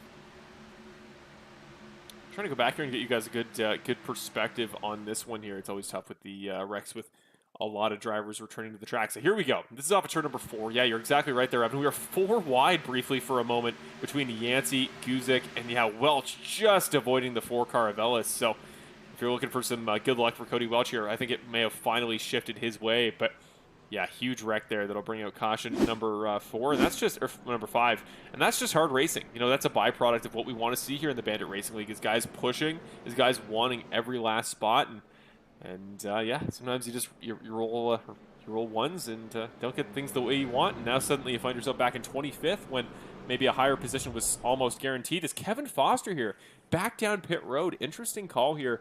12 to go, fresh tires. What do you think about that call there, Evan? Going to be on fresher tires than anybody. Probably going to come out around 24th. What do you think? Decent call? I mean, it's like I said before, you've got to try things. You've got to try and make things work, and it seems like he's trying something, and he saw in that restart, he had an opportunity to see what was in front of him, see how quick he was, and from what he saw there, obviously he decided that he needed to try something else. He didn't think he was going to win it from the position that he was in, so you might as well try something else. Well, off pit road he comes. I was close. He's going to re-enter the track in 25th. So I think that the big consequence of that sort of series of events is we saw that Nick does have the pace. That 2-car can definitely go toe-to-toe with the 98 car on pace here. It's not like Sean's just come alive and has totally surpassed Nick on pace, but it's going to be the 98 on the front row, and then Hamilton and Hart, the teammates in row 2. Hamilton, I think, is getting better as this race has gone on, I've noticed. He was really good on that high lane each of the last pretty much 30 laps of the race, whereas Hart really sticking to the bottom. I think he's going to be better for passing, but that pace, keeping up with these guys in the top 3, may be where he struggles. And then the wild card, I think, no doubt, is Cody Welch, because he's back up in 7th. He wasn't really a factor. He's got the fastest lap of the race by over a 1/10 of a second. So he's got legitimate pace here. He's always got a shot. But the question is, he's going to go back with about 8 laps to go. He's down about 6 spots. He's going to need to push through. And that trademark bad Cody Welch luck always seems to rear its ugly head. And I will say now, we will mention it, because at this point, might as well take a shot at it. Evan, you were saying pre-race, before you made your race pick, Ricky Hart Jr., who's had a really good race and still has a chance, that you were maybe thinking that 85 car tonight. Just what is it about him from your time that always puts him in contention, but maybe makes him the bridesmaid, not the bride? Yeah, like I mentioned, or like you mentioned, I originally picked the 85 car to win. I thought he was going to win, but I'm not going to say that right now, just like I decided to not say that then. I've been around the broadcaster's jinx. I've had it happen a couple times, and that's all I'm going to talk about in that situation. That's why I ended up picking the 1 car of Ricky Hart Jr., and, both of those drivers are in a really good spot right now, and there's even some drivers in front of them that are in a great spot. You were talking a little bit about the high line versus the low line and how quick the 15 is, and really what I think happened was the 98 of Britt, he drove by the 15 on the outside, and I think the 15 was like, hey man, let me try that. Why, you're running good up there. Let me see if I can do it. And after he did, he realized how quick he was up there. And I think that might be a thing that Nickerson is. He tried to move up to that outside, but he got blocked a little bit. So we'll see how quickly the 2 and the 95 can get this jump on this restart. If the 98 can clear him, I think he might be able to do pretty good. If he can't clear him, it's going to be a battle, though. Yeah, you are absolutely right, and I think no matter how this race turns out, I think the 98 of Sean Britt needs to get a massive props from us up in the broadcast booth, because he has really put it to these GFR guys who, aside from them, like, who's been the dominant force in this race? Mike Wright was great; he was really quick, but I think nobody's been a consistent fixture up here besides them in the top 5. So, what a battle it's been! I hope he can finish off. I hope he can go for that first career win here, but keep an eye on the 1, keep an eye on the 15, and obviously 2-time champion, defending race winner, the 2 car is going to be hungry. So here we go. 9 laps left here at Kansas. It'll be quick if we go green to the end, but obviously cautions do indeed breed cautions. Here we go. 98 car on the lap pedal, and he is off to a good start, about 2/10 as he gets to the start-finish line. That's not a bad jump in the 1 car coming with him on the outside line. The 98 car clears him. We'll see what he does. He's going to drop down low, block off the 2's line. He knows that the 2 likes running the low line. He's going to block it off. Couldn't make it stick, though. He's up on the outside. And the caution is going to fly again. I believe the 98 was ahead. This is brutal for Nick, man. I'm getting that Skype camera up as fast as I can. There he is. I think he's having flashbacks. He had this happen at Vegas, where it felt like every 2 laps he'd get a caution and just did not get an opportunity to try to pass Ashley Lyle whatsoever, and she went on to win the race. So, man, what a series of events here for him. Just 2 of the first 4 races of the season, just seemingly unable to get any luck to just get some time to pass this guy. He's got the pace. I think we've seen that, Evan. The car just seems to have great traction on the inside line for him that it doesn't for other drivers, but just can't seem to go anywhere with it when we get cautions after half a lap. Yeah, and I mean, that's one of the things that's also going to hurt somebody that we talked about a little bit before, Kevin Foster. He came down pit road, had this gone green at the end. He really had a chance to drive up through the field on fresher tires than anybody else, but these cautions are really going to hurt him. Every caution, it's taken away laps that he can actually gain positions. He may be the faster car back there, but that doesn't mean he can get in front of these guys, especially when the yellow flag's out every couple laps. Yeah, you're absolutely right on that one. And here we go. We're just going to very quickly go to the, how the cautions work here. We're going to the Bucket Racing replay. Go see what happened to Mike right there one more time. Get a better angle here. So this is into turn number 1. Curtis Yancey coming up a little bit and just tags him. Got a little bit too far off the outside or the rear left quarter panel of Cody Welch. Again, Cody just barely avoiding chaos there as the 51 car of Curtis Yancey almost got hooked there into Cody Welch. So something feels different a little bit about today. It feels like the luck is kind of turning around a little bit for Cody Welch. Again, knock on my desk is made of whatever faux wood material IKEA uses, but we'll hope it serves as kind of a temporary replacement for now. But really, really fun race. I'm going to throw it here to Nolan Gross, just in case we don't get the chance to talk to you again, Nolan. I mean, the race we've watched so far, Sean Britt holding these guys off, doing his best to capitalize on these cautions to finish them off, but these GFR guys, they're looking close. Is there somebody that, as you watch, just seems like if they can get a couple laps under their belt, is going to go out there and win this thing? So I'm actually going to go with Sean Britt because he was able to really make that high line work for himself, especially when he had the 15 helping him on the high line, because even though the 15, the 1, and the 2 are all teammates, at the end of the day, one driver's winning this race, and winning as a team's fun, but if you're the top of that list of the 1, 2, 3 for GFR, that's not really good. So I think they might mix it up a little bit and have Sean Britt just pull away. Not by much, but still pull away. And by the looks of it, we're going to go back to green with 4 laps left to go. 4 laps in an intermediate. That's about 2 minutes. Just, I know it's hard to quantify for those who haven't raced or haven't run the sim before, but like when you've got 2 minutes left on the racetrack there and you're as close as these guys are here, Nolan, just how do you try to keep your nerves down? You got to think your heart's going a mile a minute, knowing that an entire 2 hours of racing is going to come down to only about 6 miles. So you keep your nerves down. That is not a thing. If you're not nervous doing this, I don't think you're human, because of just the amount of prestige that this league has through iRacing, in my opinion. And then, it's like you're saying, it's racing. You cannot quantify what it feels like to win or be up top here unless you've actually raced in the league. So it's going to be interesting. It most certainly is. Well, here we go. I think we're going to 1 to go this time by as we cross into the start-finish line. I believe we're going to be capping it off here. I don't see any chance to go too much further here, but just in case here, Nolan, we want to thank you for everything you've done tonight, joining in on the broadcast, giving us some great insight. You're really well-spoken. I'm really impressed with what you provided tonight on the broadcast. I'm so happy we could have you join, and if we get another situation again where Chris isn't in, I wouldn't be surprised to hear the voice of the driver of the O2 here a little bit more frequently on the broadcast. So you got any final thoughts here as we wrap up our final lap under caution? My final thought is thank you for giving me this opportunity, first of all.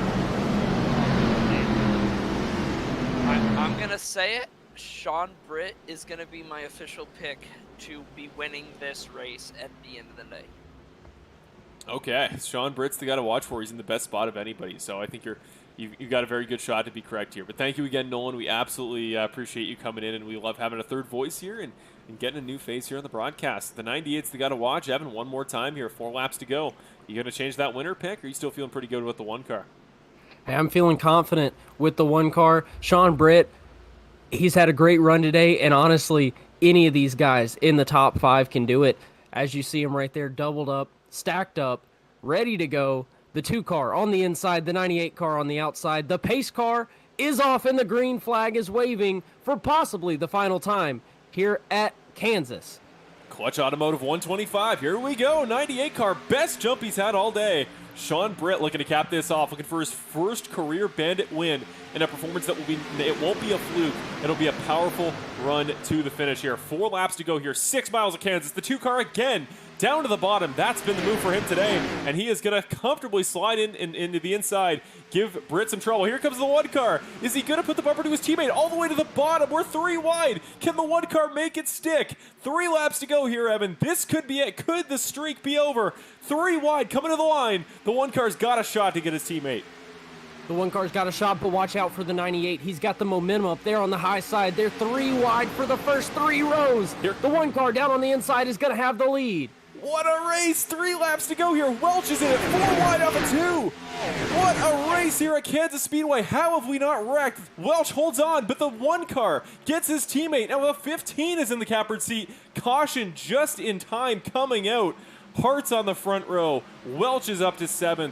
I think he got Murphy too. He'll factor back out in 6th, maybe even 5th. Did he get up to 5th there? What a run Cody Welch had. Guys, that was the best single lap of racing in the final 5 laps of a race I've ever seen. I love this track and this package. That was incredible. Wow. Anyways, looking down the order here, we got Dawson Guzik going to be coming down pit road here after that. No, he's actually staying out on the racetrack, but it looks like he is in some way partially involved in the wreck. Yet Dawson Guzik and Steve Ulrich. Going to go to our Bandit Racing replay, courtesy of Butt Kicker. The 12 and the 44, both Bandit Racing League cars involved in that one, that being Bill Harkins and Dawson Guzik. One more time. Looked like it was the 3 car of Zach Hillman. Maybe a little bit of help there from the 44. Maybe squeezed a little bit. Kind of got caught between him and the 12. And then Steve Ulrich there gets caught in the aftermath, the 25 car, catching those drivers as they slid up the racetrack. But more importantly, we're going to one final restart here. We're going to have the overtime, the first of 2 attempts we'll take tonight at finishing this race with extra laps. So the 125 laps we've designated here for this race at Kansas won't be enough. We're going to do a couple more, and that will officially put this stint for these drivers at somewhere in the ballpark of about 36 laps we're getting towards. Evan, we're going to be getting close to that fuel number here soon. These guys can only do so many restarts here, and how crazy would it be to see this race end in some way due to a driver running out of fuel in the top 10? Yeah, that's definitely going to be an interesting thing to keep an eye on. And, you know, Kevin Hart coming down pit road, or Kevin Foster coming down pit road just a little bit earlier, he may have put himself in a good position, or at least not a bad position. He, I'm assuming, topped off on fuel there. I don't know how good these guys up front are on fuel. Sean Britt's obviously been fast. Ricky Hart Jr. super fast. Really, any of these guys in the top 10, they've been super fast all night and on these past couple of restarts, but which ones will make it last and which ones aren't going to be able to make it last? So I want to give a little bit of context here. I'm going to go back and find exactly what the streak is sitting at here for Ricky Hart, the number of races since his last win, as he's worked his way back up to the front row, had that big move on the inside. He was the main beneficiary of that crazy 4 rows of 3 wide segment of racing we had there a moment ago. So I think he is absolutely going to be probably the story of the race here if that was the move that put him in position to win this event. But just again, Evan, you know, back when we started this series, he won the first series you ever commentated, the first season you ever did of the Bandit Racing League, back all the way in Cup Series. I believe that was season 8 back in the day. He's always been fast. He's always known what to do. That was back when he was the 64. Now he's the 1, but something about moving to this organization of drivers like Nickerson, Hamilton, and Foster with so much pedigree, so much talent, has not allowed him to thrive, has not allowed him to get to the top step of the podium. And today being the way he changes that all by beating his two teammates just flat out, 1-on-2, what an incredible way it would be. What a storyline it would be to get that win in such a manner as beating your teammates like that. Yeah, it's been an incredible story here to follow tonight. I'm glad that I was able to come back tonight. It's been a lot of fun. But there you see the one down on the apron, possibly saving fuel down there. So we'll have to see how that goes. But, I mean, really a good run for all these guys. The 98, he's had the speed, but he's been running that outside line. One thing that I want to take a note of, every single time the 98's picked that outside, what he's done coming down into turn one, he's cleared the guy running in second, and he's dropped down to the inside line. The problem, though, he hasn't been able to make that inside line stick. So really what's happened is he's dropped down to the inside line, and then his car is washed up, and he's really moved up to the outside. And that's, even though he's had that jump, that's given whoever's starting in second the opportunity to really pull up inside of him and really have the run coming down the straightaway. So we'll see what he does this time. And I feel like he has a great opportunity if he's able to jump down to that inside and actually block off that inside lane, make somebody take the outside around him, as opposed to washing up and letting somebody get down there to his inside. I got to be honest. I think you're absolutely right. I think the one car is going to be in an advantageous spot. I'm so excited. I can't remember the last time my heart was beating as much as it is right now. This is going to be such a good finish. And it's such a pleasure to be in the booth for these moments. And Evan, I'm so glad I can have you back tonight joining me for what I guarantee is going to be one of the great finishes in Bandit Racing League history. And if this is the time for a first-time win for Sean Britt, if this is the time for a first win in 40 races by looking at the numbers, it's been 40 races since that one car's found victory lane. And I think 10-plus top fives in that time, including a bunch of podiums. It's deserved. And Christopher Hamilton flying under the radar. He's looking for first career win in the Bandit Racing League 2 for GFR. And Cody Welch is in 5th. Let's get going, guys. 2 laps to go here. Kansas Speedway, Clutch Automotive 125. I want you guys hyped in the chat. Here we go. Britt with the jump. The 1 car ready to go. And the 2 car on the high side ready to break hearts here. With 3 miles to go is the 15 going to push the 1 into turn number 1. Britt has the jump, the 98. Stuck it down to the inside again, though. He washes up off the corner. The one's going to be able to get under him. They're going to be side by side coming down the back straightaway, and Nickerson making it 3 wide. Britt back to 3rd now. Nickerson's going to jump up to the outside. Into the 98. He hits him, a little bit of contact. Ricky's got it off of turn number 4. 1 lap to go, courtesy of Apex Sim Racing. We're wrecking. The 98. Cody Welch sideways. We didn't get to the line. Holy cow. We're going to have a restart here, folks.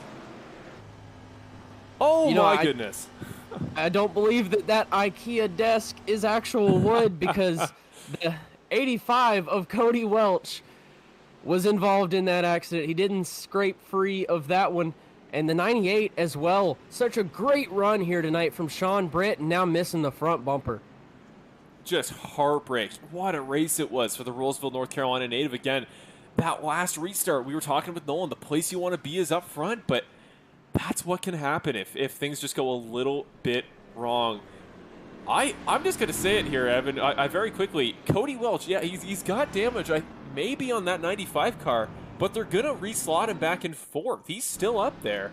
He's got damage in the back, but the Ricky was here from Texas bumper. We'll give you a little bit of context for that in just a moment, but we're going to go to the Butt Kicker Racing replay for a big wreck that had a lot of top guys in it, but just the way we were running there, it was only a matter of time. And if that wreck had happened just a half a second later, Ricky Hart would have won that race here, right there. So crazy the way that turned out. Yeah, if this race ends up with the 1 car in anywhere but position 1, he is going to hate those guys for wrecking just a little bit too soon. But you know that everyone behind him, Hamilton, Nickerson, Welch, those guys are going to be really hard to beat when this race restarts here. And again, the fuel situation, I mean, it's going to be close. These caution flags are helping. I'm sure these guys are saving under caution, but still, it's going to be tight on fuel getting towards the end. We've still got to get around 2 more times under green. Well, on what has been a night of unfortunate picks for me, my other pick for the night, Brett Guzik getting caught up in that wreck, the 04 car that since he got pole at the beginning of the night made me look so good, and then everything just seemed to crumble for him out of his control. I believe that'll be a quick repair. That'll be his quick repair is done. He used his earlier in the race. That'll put him out of the event.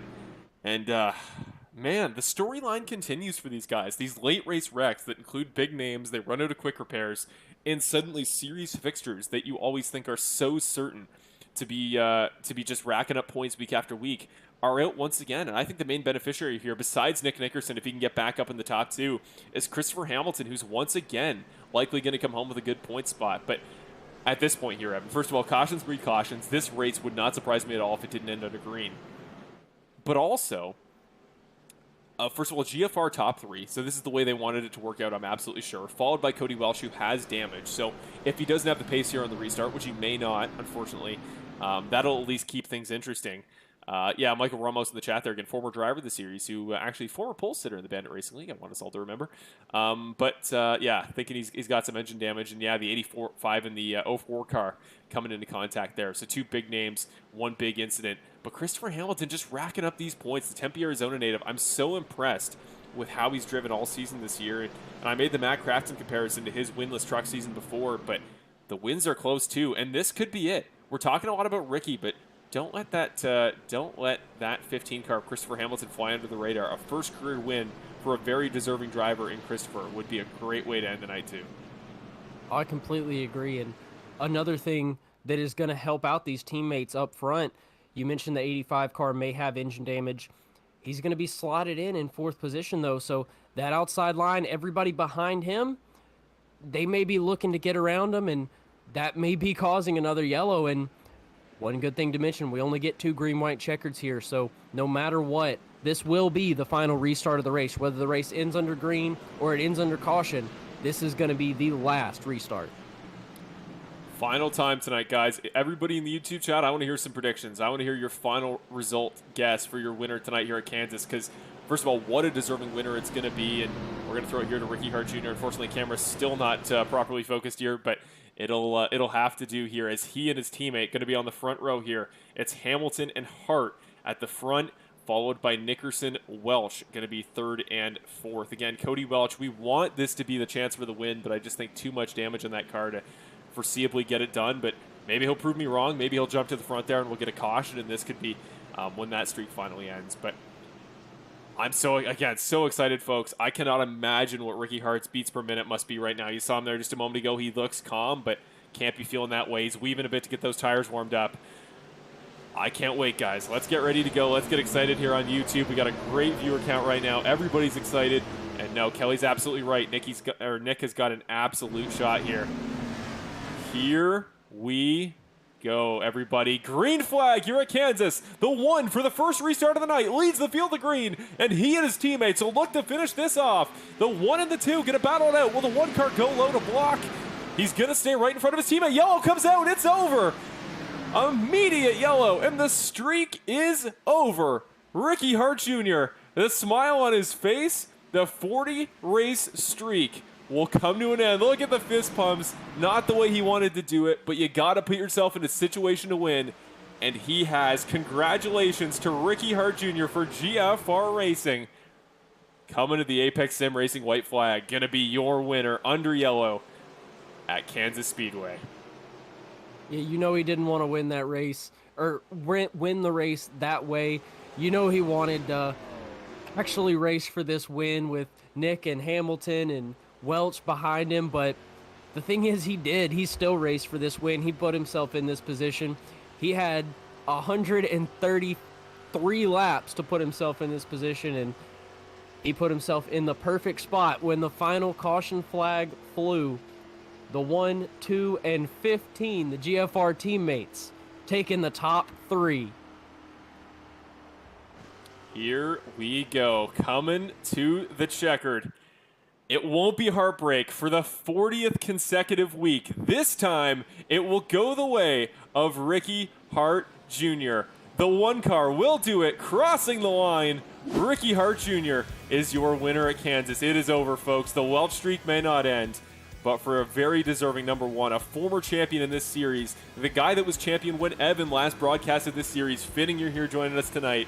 He has done it. Welch going to come up and give him a tap there for love. He's actually going to get in front of him, going to spin him out. He's going to hit Nick. It's a whole thing.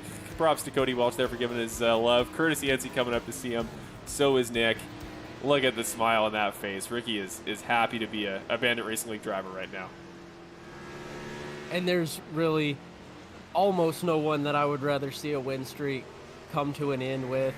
A great run tonight for the one car, and a great driver in the one car of Ricky Hart Jr., a guy that is one of the best drivers in this league, and finally, again, able to show it by putting the one car in P1 and heading down to victory lane at the end of this race here in Kansas.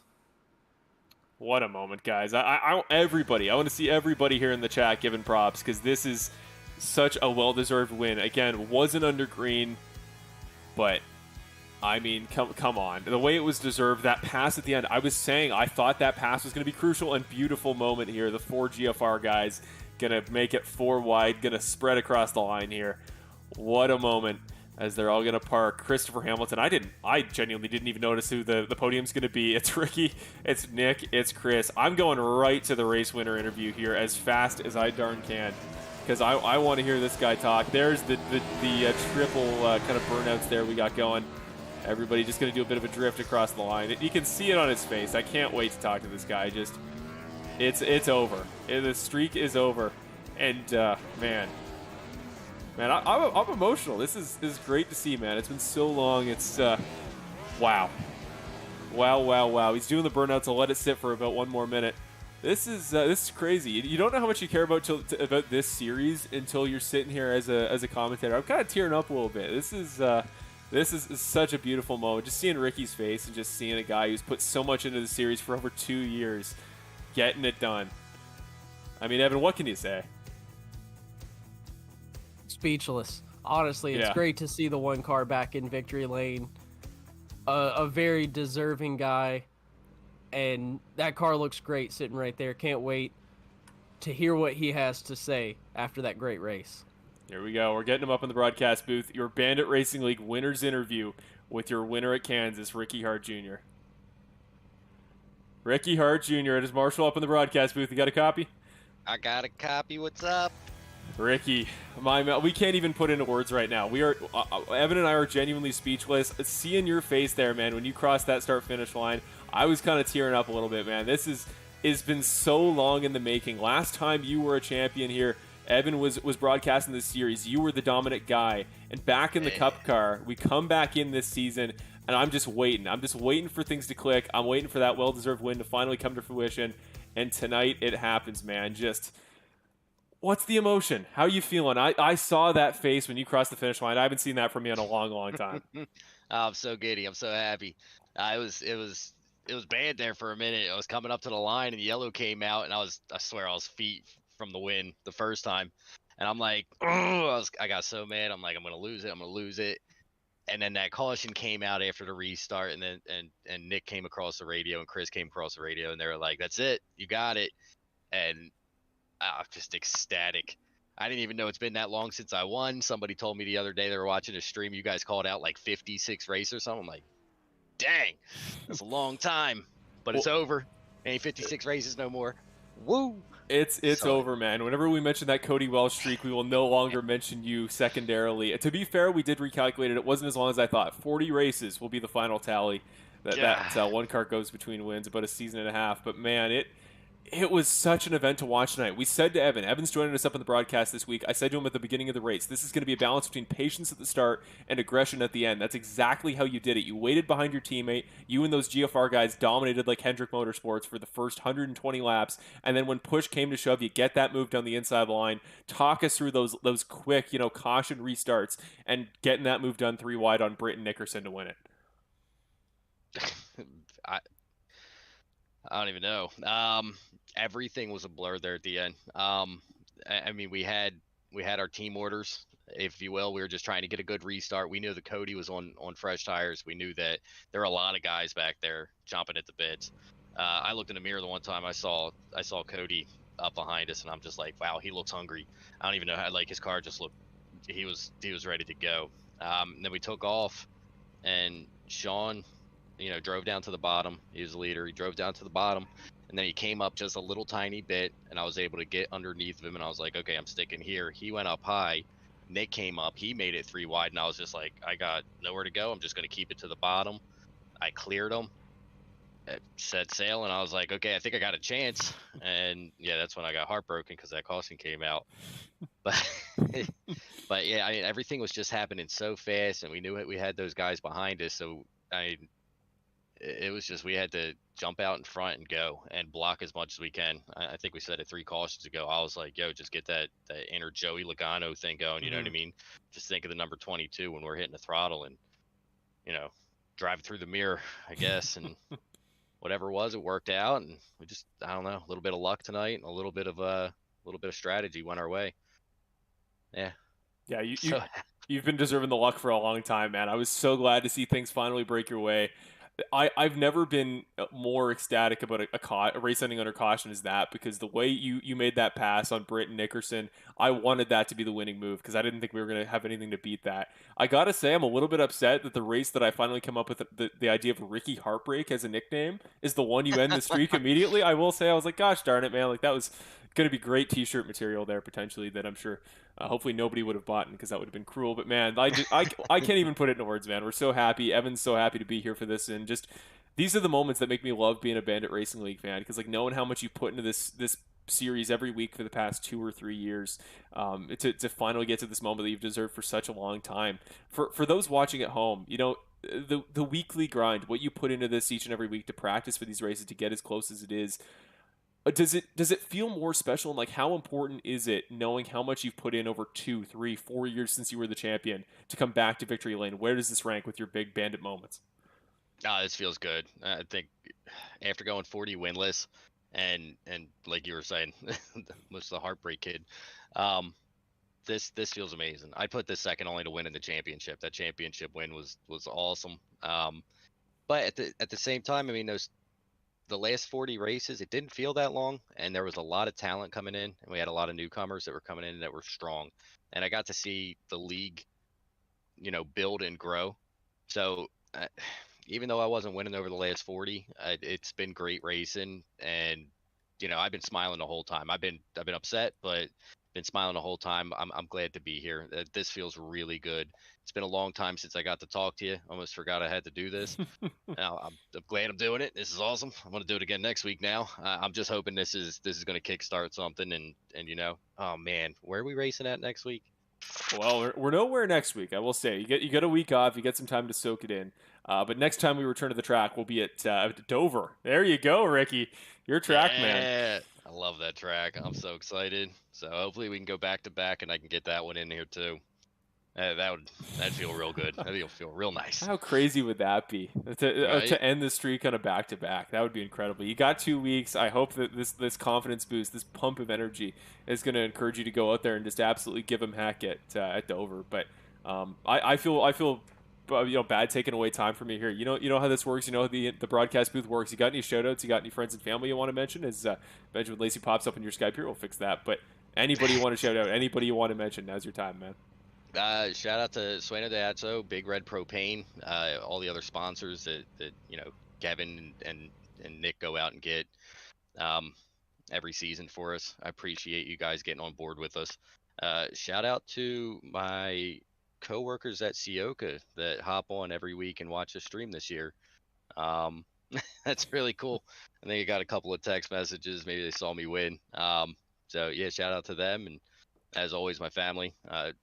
My 2 kids upstairs probably sleeping, and you know, to everybody that puts this on every week, you guys are awesome. Been racing with everybody for a while now, and been dealing with you for a while. Marshall, you do an amazing job. You know that. You know I love hopping on here afterwards and watching these streams. They're just awesome. So yeah, thanks everybody, Bill, and everybody else out there. Appreciate it. I appreciate you so much, Ricky, and that's again like knowing what you put in, knowing how well spoken you are. You're just such a pleasure to have in the series, and you know, part of what makes the culture as great as it is here. And to get that win, man, this is huge. Congratulations, go celebrate. If it were me, I'd wake the kids up, but leave it to you. It's it'll play it minute by minute. But when they wake up and see this tomorrow, they better have some sort of party plan, because what a race, what a performance, great pass at the end there, and nobody that was more deserving except, you know, Cody will argue him, and the whole Texas incident. But that's a whole separate thing for another day. Come on, man. Go celebrate. Congratulations, Ricky, winner at Kansas. Thanks, brother. Appreciate it. You have a great night. You too. What a moment here. I'm so happy. I can't get the smile off my face. This is why I love this series, man. Yeah, it was definitely a great run from the one car of Ricky Hart Jr. Great to see him in victory lane. And, with Dover coming up, he's always been really good at Dover. So we'll have to see how that goes for him. Yeah, as close to a track ringer as you really get here in the Bandit Racing League might be Ricky Hart Jr. at Dover. So keep it locked for that if you're a big fan of him. We're coming back here for our second interview of the night. We're going to start putting your final results up here on the ticker up top here. So keep an eye there on the top to see where your favorite driver finished. The gaps are a little bit incorrect at times. Nick did not finish a full lap down from Ricky, but he did come home in second, and that was a darn close performance. I don't want it to get it all overshadowed by anything else that has happened here in the past couple moments. But we're going to bring Nick in here for our second interview of the night. I think he's going to have a lot to say because he had a busy race. So Nick Nickerson, second interview of the night. Let's bring him into the booth here as we'll get his camera set up, but we'll bring him in with just the race car here for a moment. Nick, it is Marshall and Evan up at the broadcast booth to get a copy. How's it going, man? Hey, we are doing pretty well. I got to be honest, Nick. We are impartial. We love to see everybody win here in the Bandit Racing League. But, man, when that yellow flag came out, Ricky got it done. We had a smile on our face we couldn't knock off, man. This is such an incredible moment. You got to think for the whole team, but, Nick, to come this close, I know you got to feel a little bit slighted as an individual driver. Just talk us through that final restart there, and more specifically the second to last restart where you and Ricky both split either side of Sean, and he barely came out on top. I am not disappointed in the slightest bit. Ricky's put a lot of hard work and had a lot of crappy races, and to finally have one go his way is it makes me more than happy at this point, especially for the team going 1, 2, and 3. Fortunately, Kevin he had some speed, but he got caught up in incident right off the bat. But yeah, I mean, I was running a pretty good race there for quite some time, and I got a little bit shuffled back there on one of those restarts because we were 3 wide and I was in the middle and I just couldn't get gripped up coming out of the corner. So that was the end of my chance. Ricky was able to come out on second, and then he was able to pass Sean. I was excited to possibly see either my teammate Ricky or Sean win, or to see if Cody was going to come blasting from behind us, because as a team in our chat, dude, we were conspiring like, all right, who's going to do it? Like, who's going to, who's got fresh tires, who's where? And we saw Cody there like in I don't know, I think he was like 8th place behind us. And like, oh man, we got like 10 laps to go. He's going to blast past us.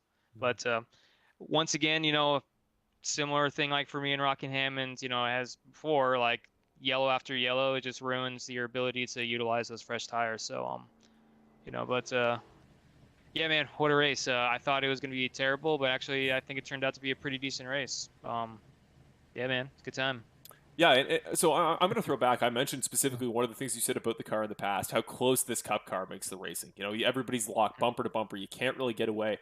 You clearly found that out tonight because your teammate Ricky was on your tail for, I think, 80 of those 125 laps, literally right behind you. And then that racing at the end, like some of the best racing we've ever had in the Bandit Racing League. All the fans at home loved this race. And this package in Kansas just seemed to mesh so well. Was that clear from a driver's perspective, or was this a race that we were just lucky it wasn't a lot more chaotic?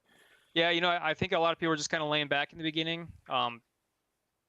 Ricky and I, like, I was running the inside, he was running the outside, and we were trying to separate ourselves from the field, but like kind of still stay together. Because, you drive by yourself, and, you're going to be, everybody else is driving in the, in the draft or whatever. If you're by yourself, you're going to get eaten up pretty quick. But the ending there, it was fun because if we were racing like that the entire race, it'd be very frustrating because it's mentally draining. But because it was only like the last few laps, it was wild. It's like I don't even remember what happened, to be honest. I was kind of living by the moment, second to second. So I have to go back and see even what happens. But yeah, it was a pretty chaotic ending to the race, and I hope it made for good watching. Can't wait to watch this broadcast for sure. This is one of my favorites in a long time, and having Evan back up here to commentate a guy that he knew very well from his time broadcasting win the race tonight was really fun. So, big picture here, Nick. I think it's kind of flown under the radar with how great Ashley was to start the year. Obviously, she wasn't here tonight, but to have you come out and gonna extend that points lead even more. I think as chaotic as it's been for a lot of guys like Benjamin, like Brett, who keep finding themselves in these big wrecks, Brett getting caught in another late race crash.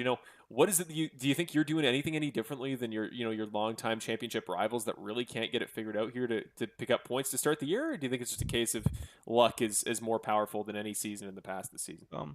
To be honest, at this point, I can attribute it to being not overthinking every race. Like one of the problems I had, I think the beginning of last year, maybe even the little end of the year before, was like I'm like coming up with all these different scenarios of like this could happen, maybe you should do this or whatever. It's like if you just like let it all go and just do whatever you think's best in the moment, seems to kind of work. It's not going to work all the time, but at least it's worked for me for these past couple races. Sure, there was the whole thing with last week, but every other race, I think maybe even Daytona, I think I finished at least top 5 in every race so far, I think. But it's just trying to make it to the end with a clean car. That's really all it really comes down to. And I don't know if we get any bonus for winning the season, the regular season, but it's obviously a goal to try to attain. And if I get enough points lean, then I can start kind of experimenting with different things and whatnot and see if anything works. I'll not have to really worry about losing the first place spot, So, yeah, man. Oh, I love a good old fashioned like Nick. I just can't wait until I get to stop caring pep talk. It's always these. There's like 3 stages. There's these early season interviews where it's just trying to get my traction, and then you rattle off 4 wins, and you're like, great. Now it's thinking about the playoffs. Then we start the playoffs, and you're like, great. I've punched my ticket to the finale already. And then we get to the finale, and we're talking to you with a trophy coming your way. So I feel like this is familiar, and Kevin tonight was obviously the main kind of star of the show here, especially for Clutch Automotive, and a really great drive back from 30th all the way back to 7th. Really great job from him. But I think him and you being tied for 2 championships, this potentially being your 3rd. This is a big year for you, even if it may not feel like it till the playoffs. So you know what to do here, Nick. You've been here now 3 times here to start off season in the first 5 races of season 11. So back to the old usual for the 2 car. You know what to do. Friends and family, any sponsors you want to shout out, anything like that, that's your chance. Yeah, for sure. Everybody that's watching, start off. Hope that was a fun race to watch. And Evan and Marshall, have awesome broadcast, I'm sure, as usual. This one, I cannot wait to watch this one because at least those last 10 laps or so, it felt wild driving in there. But and then of course, I've got so many sponsors and partners. I guess we'll start out with Big Red Propane, Sueno Diazzo. I think it's the first time Sueno Diazzo got to be on the car winning for a race. So, and then they've been backing Kevin for probably since as long as he's been in Bandit. So I'm glad to finally see them get a winner sticker, so to speak. But and then of course XL Parts, Advanced Auto Parts, VIP Auto Glass, Clutch Automotive, and then series sponsors, Perfect Shine Auto Spa, Apex Sim Racing, Geezer Authentics. I think that's pretty much it, man. Yeah, man. Looking forward to next week. Good old Dover. Yeah, yes, sir. 2 weeks. Make sure you take that break week and make sure you take some time to yourself. But yeah, we'll be back, and Ricky's feeling good about that one. So you guys at GFR better do some consulting there to see if you can maximize your pace. But congrats, Nick. So close, man. But I got to feel like you keep your head up on this one because that's the best possible result for the team. I'll take it, man. Awesome. Have a good night, Nick. We'll see you in 2 weeks. Hey, you too, man. Take care. It's incredible to see. I know you guys can't see it watching at home, but you can tell that what team had a driver win the race tonight because the GFR Racing chat on our chat service has about 16 people in it right now, all I'm sure congratulating Mr. Ricky Hart Jr. So this has been a great way to cap off a really fun night of racing. We're going to go to your final interview now and make sure we get signed off here before too long. But here we go. Final interview of the night. A guy that I'm excited to talk to because he could have darn well gotten his first win tonight as well, too. What a great performance tonight from Christopher Hamilton. Your final interview here at Kansas. Let's get him up here in the booth. Hey, Chris, this is Marshall and Evan up in the broadcast booth. You get a copy? Yeah, I got you. Hello, Christopher. Well, man, as far as the team performance goes, doesn't get better than top 3. That to sweep the podium is incredible. But I know with how that race was about to end, you had to think that first career Bandit win was in your sights. What a drive, what a performance, and just talk us through that, not that last restart, but that second to last, because that seemed to be where everything went down for you guys. Don't get me wrong. definitely like being a team player, going for back-to-back GFR team championships, but I would, I'm sure sure Nick said the same thing. If it was roles reversed, he would be okay with taking a win. Yeah. And then vice versa, I would be okay with a second again, or even a first. Still trying to chase it. I was saying all race, you seem to be finding pace every time I checked on you. Your lap times are getting better. You were getting faster and faster, and you went from, I think, a good top 5, top 10 fixture on pace to by the end, you seem to maybe have more than your teammates. Just were you figuring the track out, or did something just kind of click there in the last half that maybe you weren't expecting? It's just saving your stuff and having it for the long game. There was like when the three of us took tires that last time when it was like 30 to go. Had it gone green, I probably would have I was like 5 laps to the good compared to them, and I would have just drove around them, followed Sean Britt the whole time until he ran out of fuel.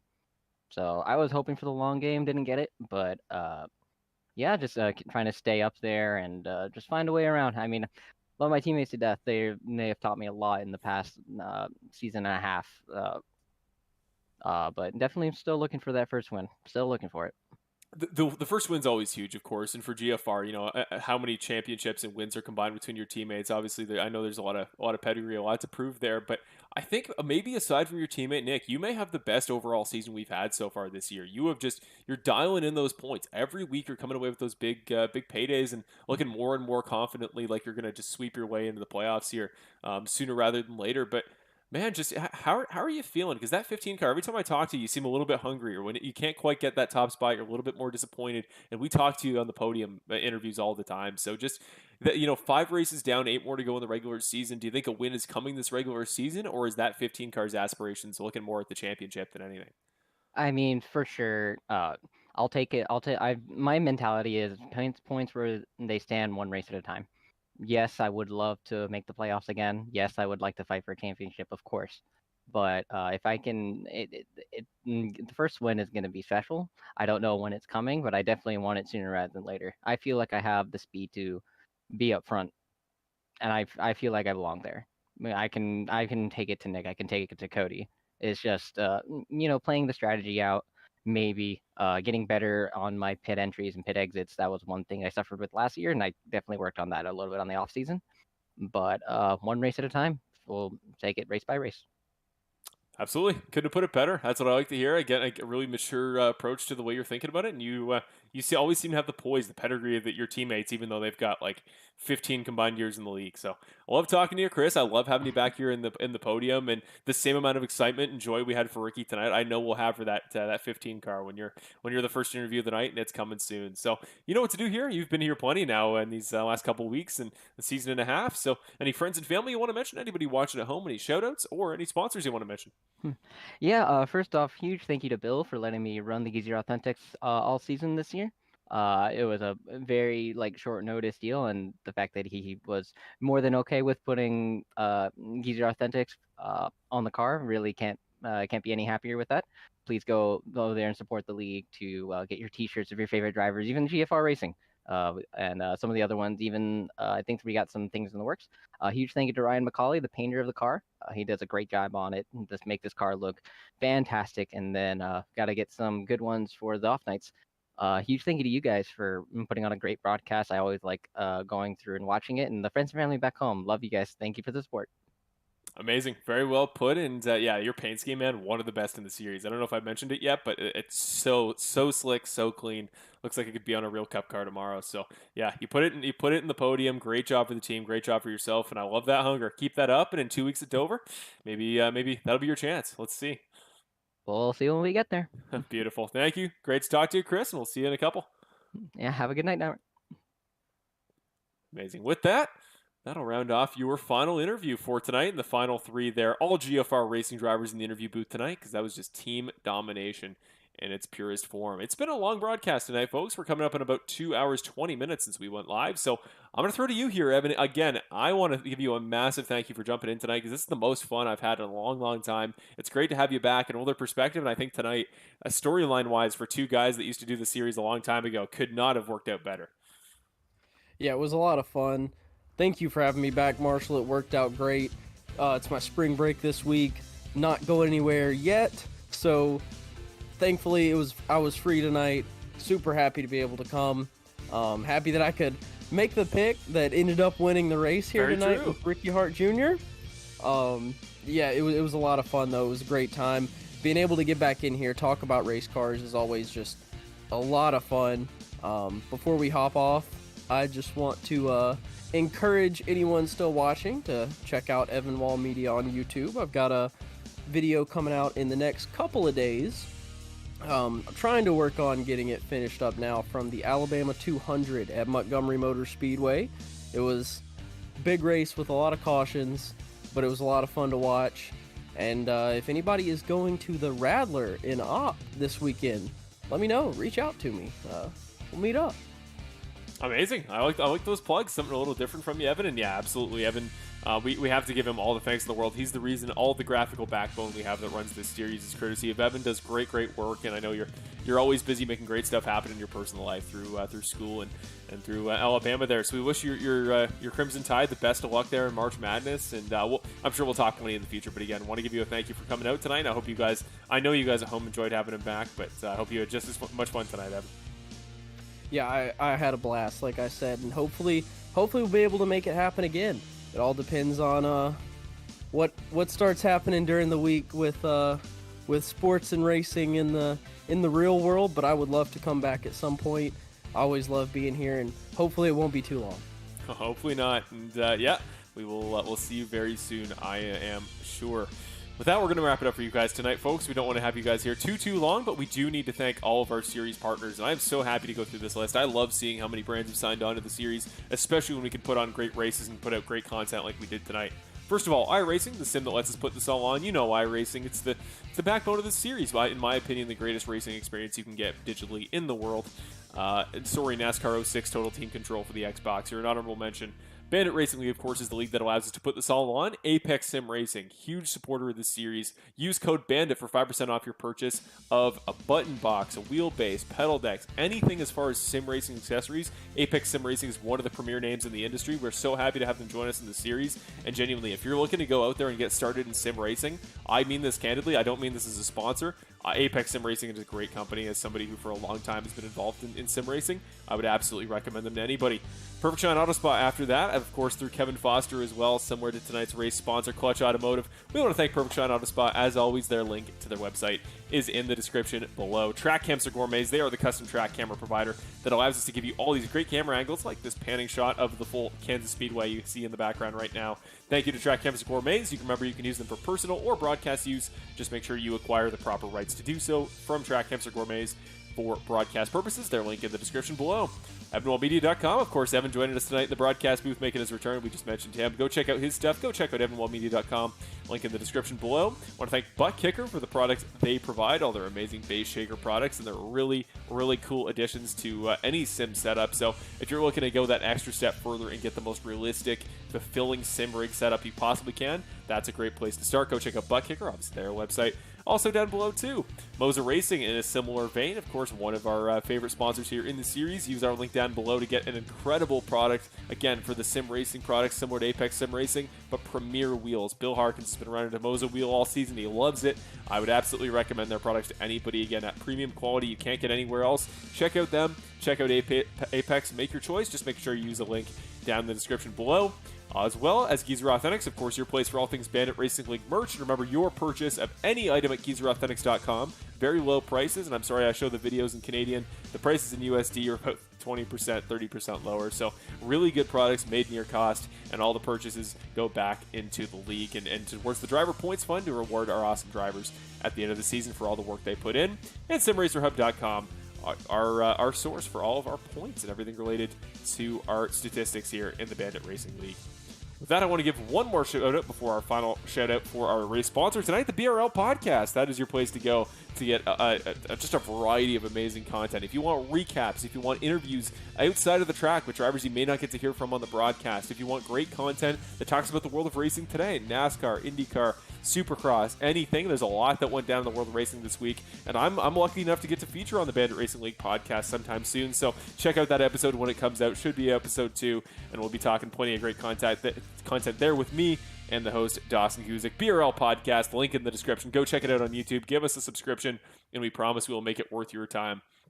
With that, your sponsor for tonight, Clutch Automotive. We want to thank them one more time for sponsoring tonight. Again, Clutch Automotive in Houston, Texas. They are your place to go for over 100 years of quality automotive repair services. Thank you to them for sponsoring. I know there was some rumors they'd be watching tonight and doing a bit of a watch party, so we hope you guys enjoyed. We hope you guys had a great time checking out our race tonight, and we hope you guys enjoy and watch the series in the future because we had a pleasure bringing you guys on tonight. Thank you to Clutch Automotive. Their link to all their stuff is in the description down below.